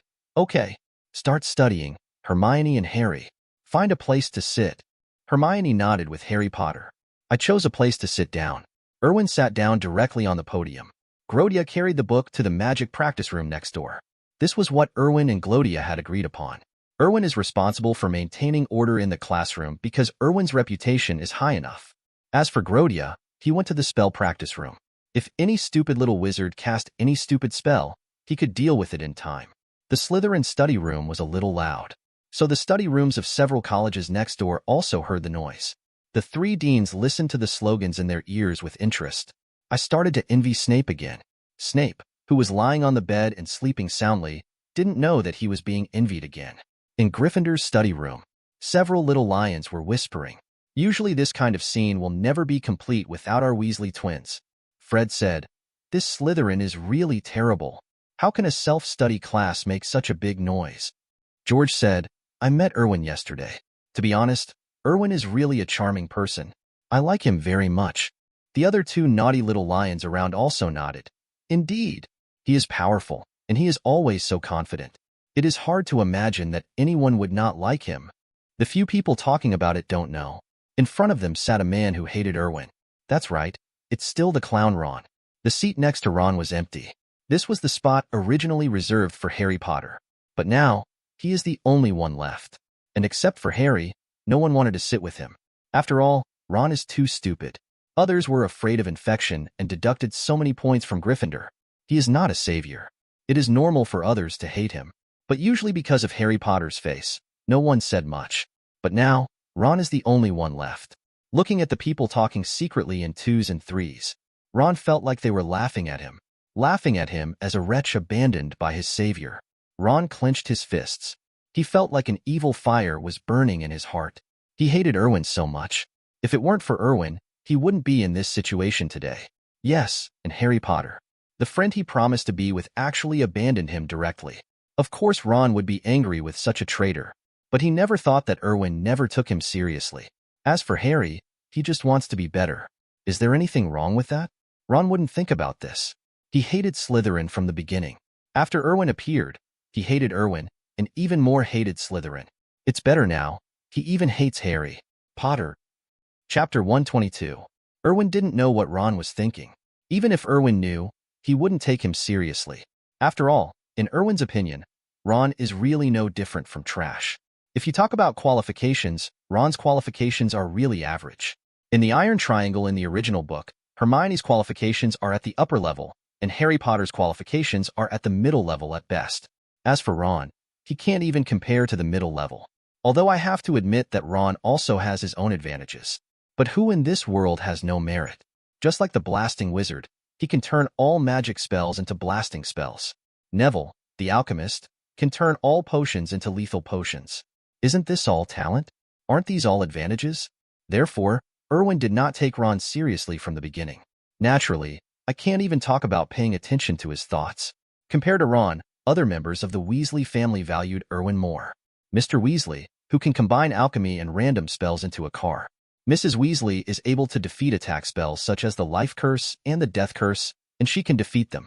Gryffindor's true aspirant, Gryffindor's prefect Percy. Gemini has unconstrained ideas and is full of creativity. Which of these is not more useful than Ron? It can be said that the entire Weasley family, except Ron, is a talented person. Even Ginny Weasley, who will enroll next year, is much better than Ron. After all, that little girl's talent is also the best choice. Otherwise, it would be impossible for 17-year-old Tom to accomplish so many great things. The master leads you in, and practice is personal. If possible, Erwin wouldn't mind taking the Weasley family into his own hands.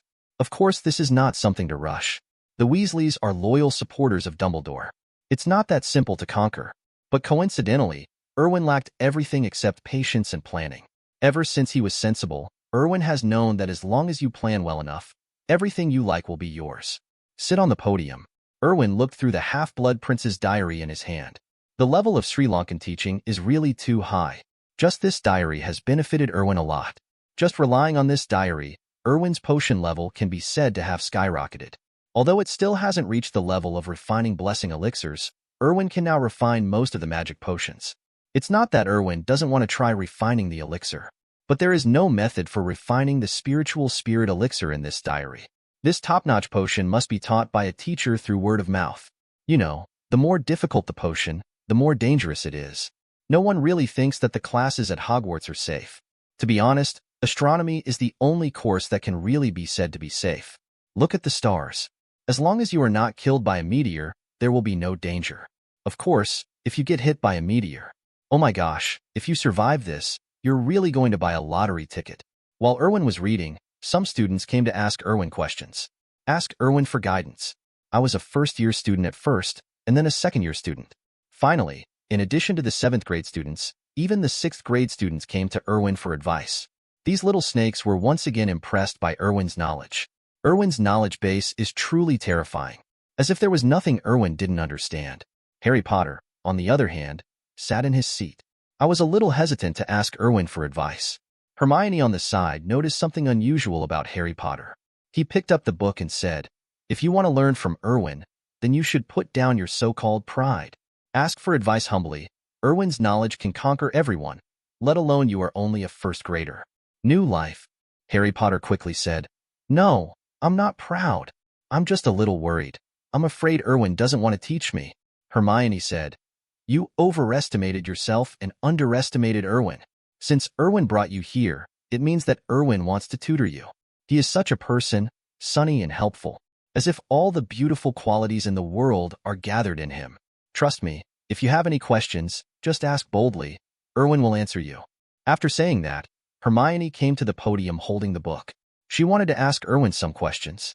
Looking at Erwin patiently explaining to Hermione on the podium, Harry Potter gritted his teeth, picked up the book, and walked towards the podium. After Erwin finished telling Hermione, Hermione happily returned to her seat holding the book. Erwin looked at Harry Potter. "What's wrong, Harry? Is there something you can't do?" Harry Potter nodded. Yes, Mr. Erwin, I don't understand.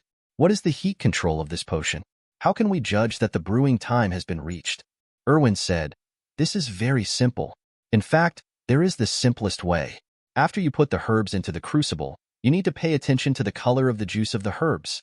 When it changes from light green to dark green, it's time to get started. You can wait until potions class to try this. Trust me, after trying it twice, you will understand the rules. Harry Potter nodded. Write it down in the book.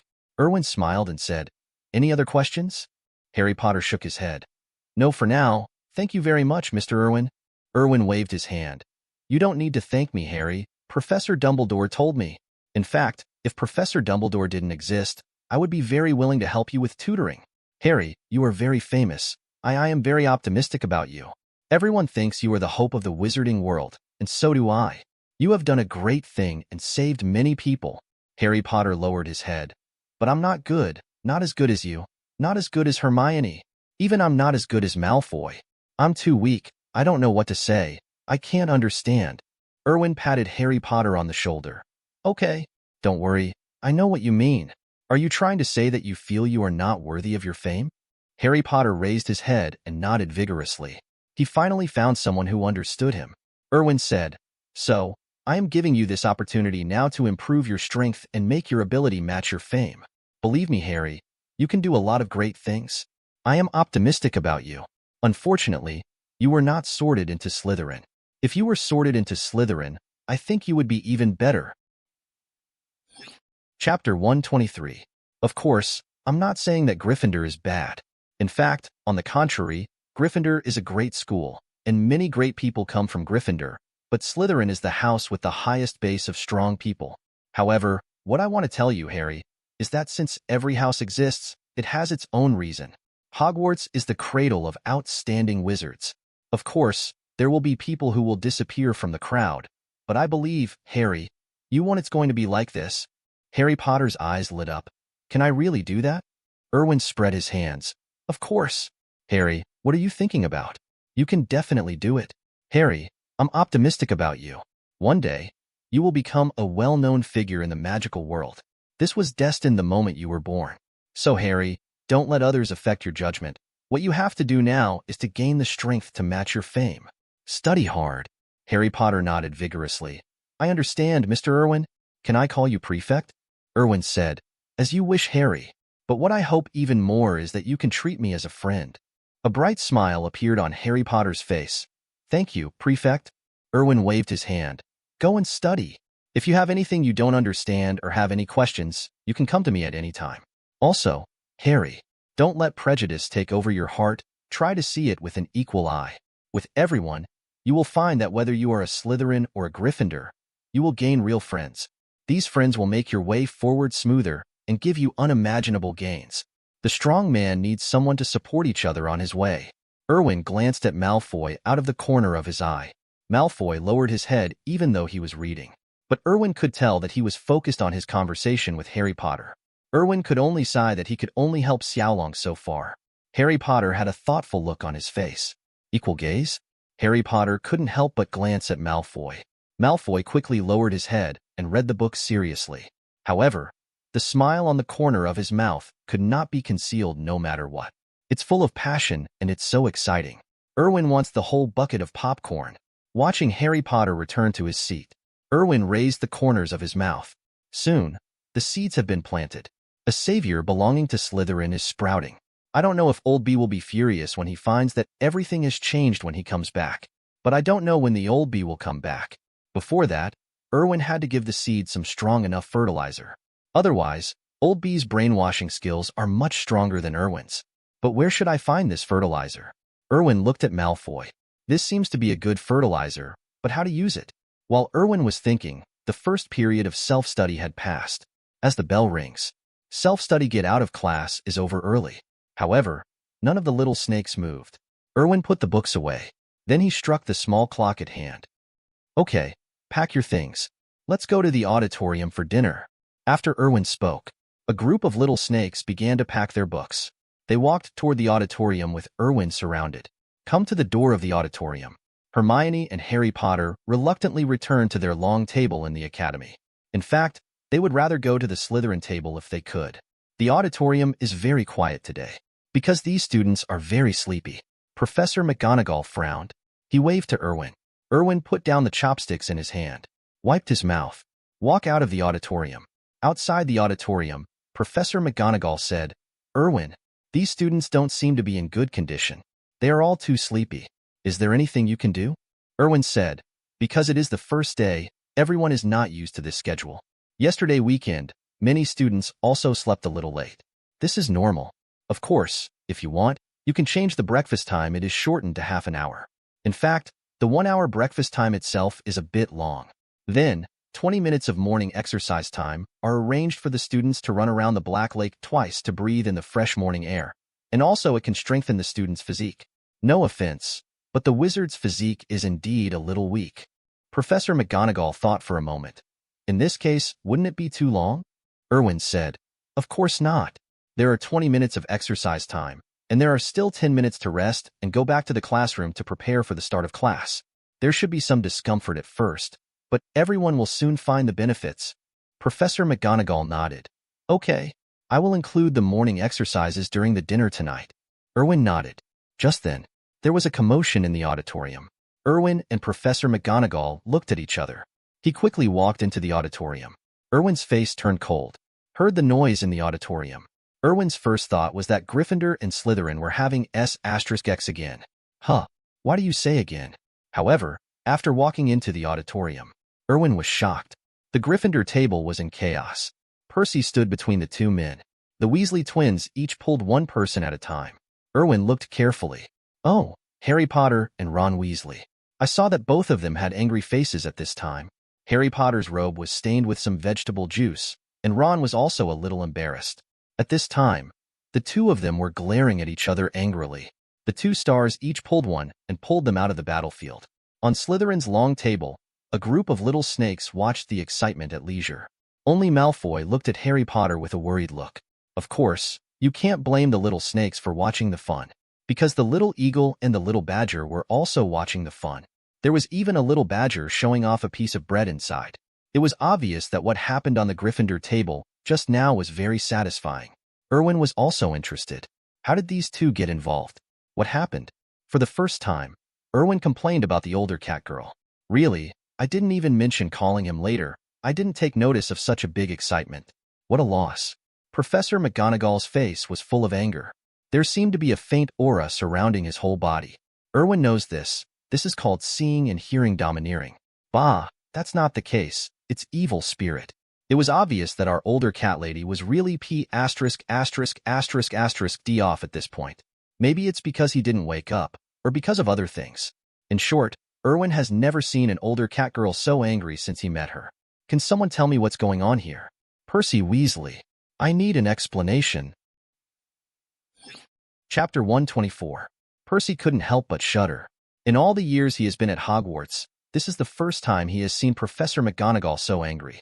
Percy quickly said, Professor, yes, Ron and Harry had a quarrel, and the two of them had a conflict. Professor McGonagall sneered. Okay. Very good. This is the second time you have chosen to use your fists to solve a problem. It's really hard for me to imagine what you are thinking. What's in your head? What are they? Professor McGonagall was very angry. Erwin quickly said, Professor McGonagall, calm down. It's not that Erwin wants to be the peacemaker. Because our older cat lady is really angry this time. Erwin could feel that our older cat girl was having trouble breathing. Professor McGonagall took a few deep breaths, suppressing the anger. If you can have half as much worry as Erwin, then I will have to worry less. All the little lions lowered their heads. Ron was pulled by George. Constant struggle. Hear this, he said angrily. What's so great about him? Evil Slytherin. He is just a mudblood. As soon as these words came out, the entire auditorium fell into silence for an instant. Erwin's face also turned cold to the naked eye. The next moment, a group of Slytherin students drew their wands. Ron Weasley, you are seeking death.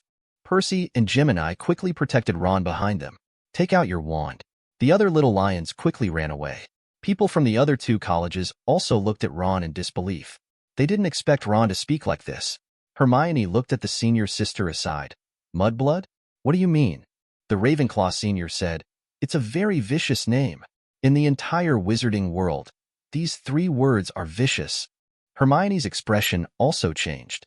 The eyes he looked at Ron were full of disgust. A small light began to flicker on the small snake wands. Just a command from Erwin. A large number of curses will be poured towards Ron. Ron's face turned pale with horror. Only then did he realize what stupid thing he had done. Percy and Gemini also looked ugly. Percy shouted angrily, "How dare you? Ron, how dare you say these 3 words?" Ron felt a little regretful in his heart, but he said, "Did I say something wrong?" Professor McGonagall's face was also cold, pointing at Ron. Chest rises and falls violently. She was very angry. Can't even speak. Just then, a dark shadow floated past. The next moment, Percy and Gemini were ejected directly. Subsequently, Ron's neck was grabbed directly. Professor McGonagall exclaimed, "Snape? No." Yes, it was Snape who took action. At this moment, Snape's cold face was full of murderous intent, staring at Ron in his hand. "How dare you? How dare you use these 3 words to say Erwin? Weasley, tell me, how dare you?" A wand had appeared in Snape's sleeve. Professor McGonagall panicked instantly, because she could see that Snape was really murderous at this time. Erwin didn't expect that Snape would suddenly take action. He quickly ran over and held down Snape's arm. "Professor, calm down." "No, absolutely not." Snape looked at Erwin. Erwin shook his head slightly at Snape. Snape let go. Ron dropped to the ground. He backed away in panic, huddled in the corner, not daring to say a word. His face was as pale as paper. On the podium, Professor Quirrell put away the wand in his hand, hiding the murderous intent in his eyes. The green light on the wand slowly dimmed. Behind Quirrell's head, Voldemort breathed a sigh of relief. Almost exposed. The other professors also breathed a sigh of relief. If Snape took action, Ron would be dead today. Erwin turned to look at the small snakes. "Put down your wands." All the little snakes looked at each other. "Prefect, he used such vicious words. We can't let him go." Erwin's tone increased. "I said, put it down. There is a professor here, and the professor will give me justice. What do you want to do? Start a war in the auditorium? Now, put down your wands." The prefects of each grade are bringing they go to the classroom. In the first grade, Malfoy took them to the History of Magic classroom. "I hope that when I go, you will have already sat in your seats. I don't want to say it a second time." All the little snakes reluctantly put away the wands in their hands. He glared at Ron hard. The little snakes left one after another. Professor McGonagall said, "Other colleges are also going to the classroom for classes. Now, immediately." Soon, only the professors were left in the auditorium, and Ron was shivering in the corner, as well as Percy, Erwin, and Harry Potter. Harry walked over to Erwin. "Prefect, are you okay?" Erwin responded with a smile. "It's okay, Harry. Go to class. See you in the next charms class." Harry Potter nodded, glanced at Ron. His eyes were full of disappointment, then turned and left. Percy came to Erwin. "Prefect Erwin, I apologize to you for my brother's rudeness." Erwin raised his hand. "This matter cannot be solved by apologizing, and this matter is not something you can control." "Mudblood, that's interesting." Percy's expression changed slightly, knowing that this matter is no longer good. Professor McGonagall adjusted her breathing. "Erwin, can you go to class first? Trust me, I will give you an explanation for this matter." Erwin nodded. "Of course. I believe Professor McGonagall will give me a proper result. After all, I am a mudblood, and there are only a few professors in this wizarding world that I can rely on." Erwin never saw anything wrong with the title Mudblood. Maybe it's because Erwin himself was not born and raised in the magical world. When Erwin heard this title, his first thought was that this seemed to be a good knife, and Ron had handed it to him personally. Erwin looked at Ron. "Mr. Ron Weasley, this matter has just begun. I will ask you for an explanation." After saying that, Erwin turned and left. Snape snorted. Cold eyes glanced at Ron and Percy. "The Weasley family is great." Subsequently, Snape waved his clothes. "Leave after Erwin." Professor McGonagall looked at Ron. "Now, Mr. Weasley, come to my office, and I will ask your parents to come to Hogwarts." Percy said, "Professor, does it really have to be like this?" Professor McGonagall said coldly, "Percy Weasley, you should go to class now." Percy sighed. He understood that he could no longer control this matter. "I can't ask for love either." He glanced at Ron, who was shivering. Percy was helpless. He just hoped that Ron could still keep the opportunity to go to Hogwarts. Chapter 125. Snape caught up with Erwin in the corridor. "Walk beside Erwin. Don't take other people's words too seriously." Snape spoke calmly. Erwin glanced at Snape in surprise. Snape was caring about him. Erwin smiled and said, "Don't worry, Professor. For me, the word mudblood really doesn't have much impact. You know, I grew up in the Muggle world. If I hadn't happened to know it, I wouldn't have known it. I understand the meaning of this word. So do you think this word has any effect on me? Snape nodded. Then what do you want to do? Just let him go? Erwin shook his head. Although this word has no impact on me, I will not simply brush this matter aside. This youngest son of the Weasley family is a bit too presumptuous, isn't he? Snape nodded. Just do whatever you want. I'm here. Erwin smiled and said, Thank you, Professor. I'm going to class. Snape nodded. In the History of Magic classroom, all the little snakes were very silent today. The little Hufflepuff badger who was taking History of Magic with them didn't even dare to say a word. The air pressure in the entire classroom was horribly low. All the little snakes have murderous looks on their faces. Erwin was humiliated. To them, this was not just Erwin's business. It's the whole Slytherin thing. Pansy, a loyal supporter of Malfoy in the original book. I have always liked Malfoy very much. Besides Malfoy, he is another representative character of Slytherin. Acerbic and domineering. Coming from a Parkinson's family, she has the confidence to be domineering. He and Malfoy grew up together and have a very good relationship. He has short brown-black hair and a mocking smile that often hangs at the corner of his mouth. It looks exactly like the villain in the novel. In the original book, this guy was the first person in the auditorium to identify Harry Potter. But now because of Erwin's appearance, the entire Slytherin community is united, and many people have actually changed their original trajectory. Just like this pansy. She still has the sarcastic, domineering streak, but he has learned to restrain himself. Now, she regards Erwin's words as divine words. Pansy slapped the table. Damn Weasley. Damn it. Damn it. I must tell the family. How dare he insult our king of Slytherin? Malfoy said. Erwin said, Let us not think about telling the family everything. Pansy said, I can regard Erwin's words as an oracle, and I can listen to him on everything, except this matter. I must find justice for Erwin. No matter who it is, no one can insult him. Erwin, you can't insult Slytherin. The Weasley family needs to pay the price. Moreover, Erwin said that a real Slytherin is one who knows how to use all his own resources. He has never resented us asking the family for help. Just don't go to the family for trivial matters. Malfoy thought for a moment. I think you are right. I will write to my father. Malfoy clenched his fists. That's right. The father-calling master is about to start exerting his strength. Moreover, there is more than one person named Fuda who is ready to take action. Ron really couldn't imagine what kind of trouble he had gotten into. In other words, he had no idea what the name Erwin meant in Slytherin. Perhaps in the eyes of many people, Erwin only has influence on Hogwarts. But don't forget, Erwin's parents were once wizards. Also a student of Slytherin. Erwin didn't know what was going on with his own family, but these pure-blood families had many classmates who were heirs to the Cavendi family. If it weren't for the fate of the Cavendi family, the 28 pure-blood clans in the magic world would now be the 29 clans. In addition, Erwin is the first person who has the potential to become the true prefect of Slytherin since the founding of Slytherin House. This is an obsession for many Slytherin graduates. Therefore, without Erwin knowing it, he actually already has a good family background in the magical world. However, Erwin has not yet taken over this connection. Just after entering the wizarding world, I came to Hogwarts. He also didn't have access to these connections. Ron really stirred up a hornet's nest this time. Calling someone a mudblood is vicious, but if it were someone else, it wouldn't be so serious. Just like Malfoy scolded Hermione in the original book. However, Ron scolded Erwin. Erwin was right when he said that this incident had just begun. It started at the moment when all the little snakes expressed their intention to start performing their special trick of calling their father. This matter is developing in a process that no one expected.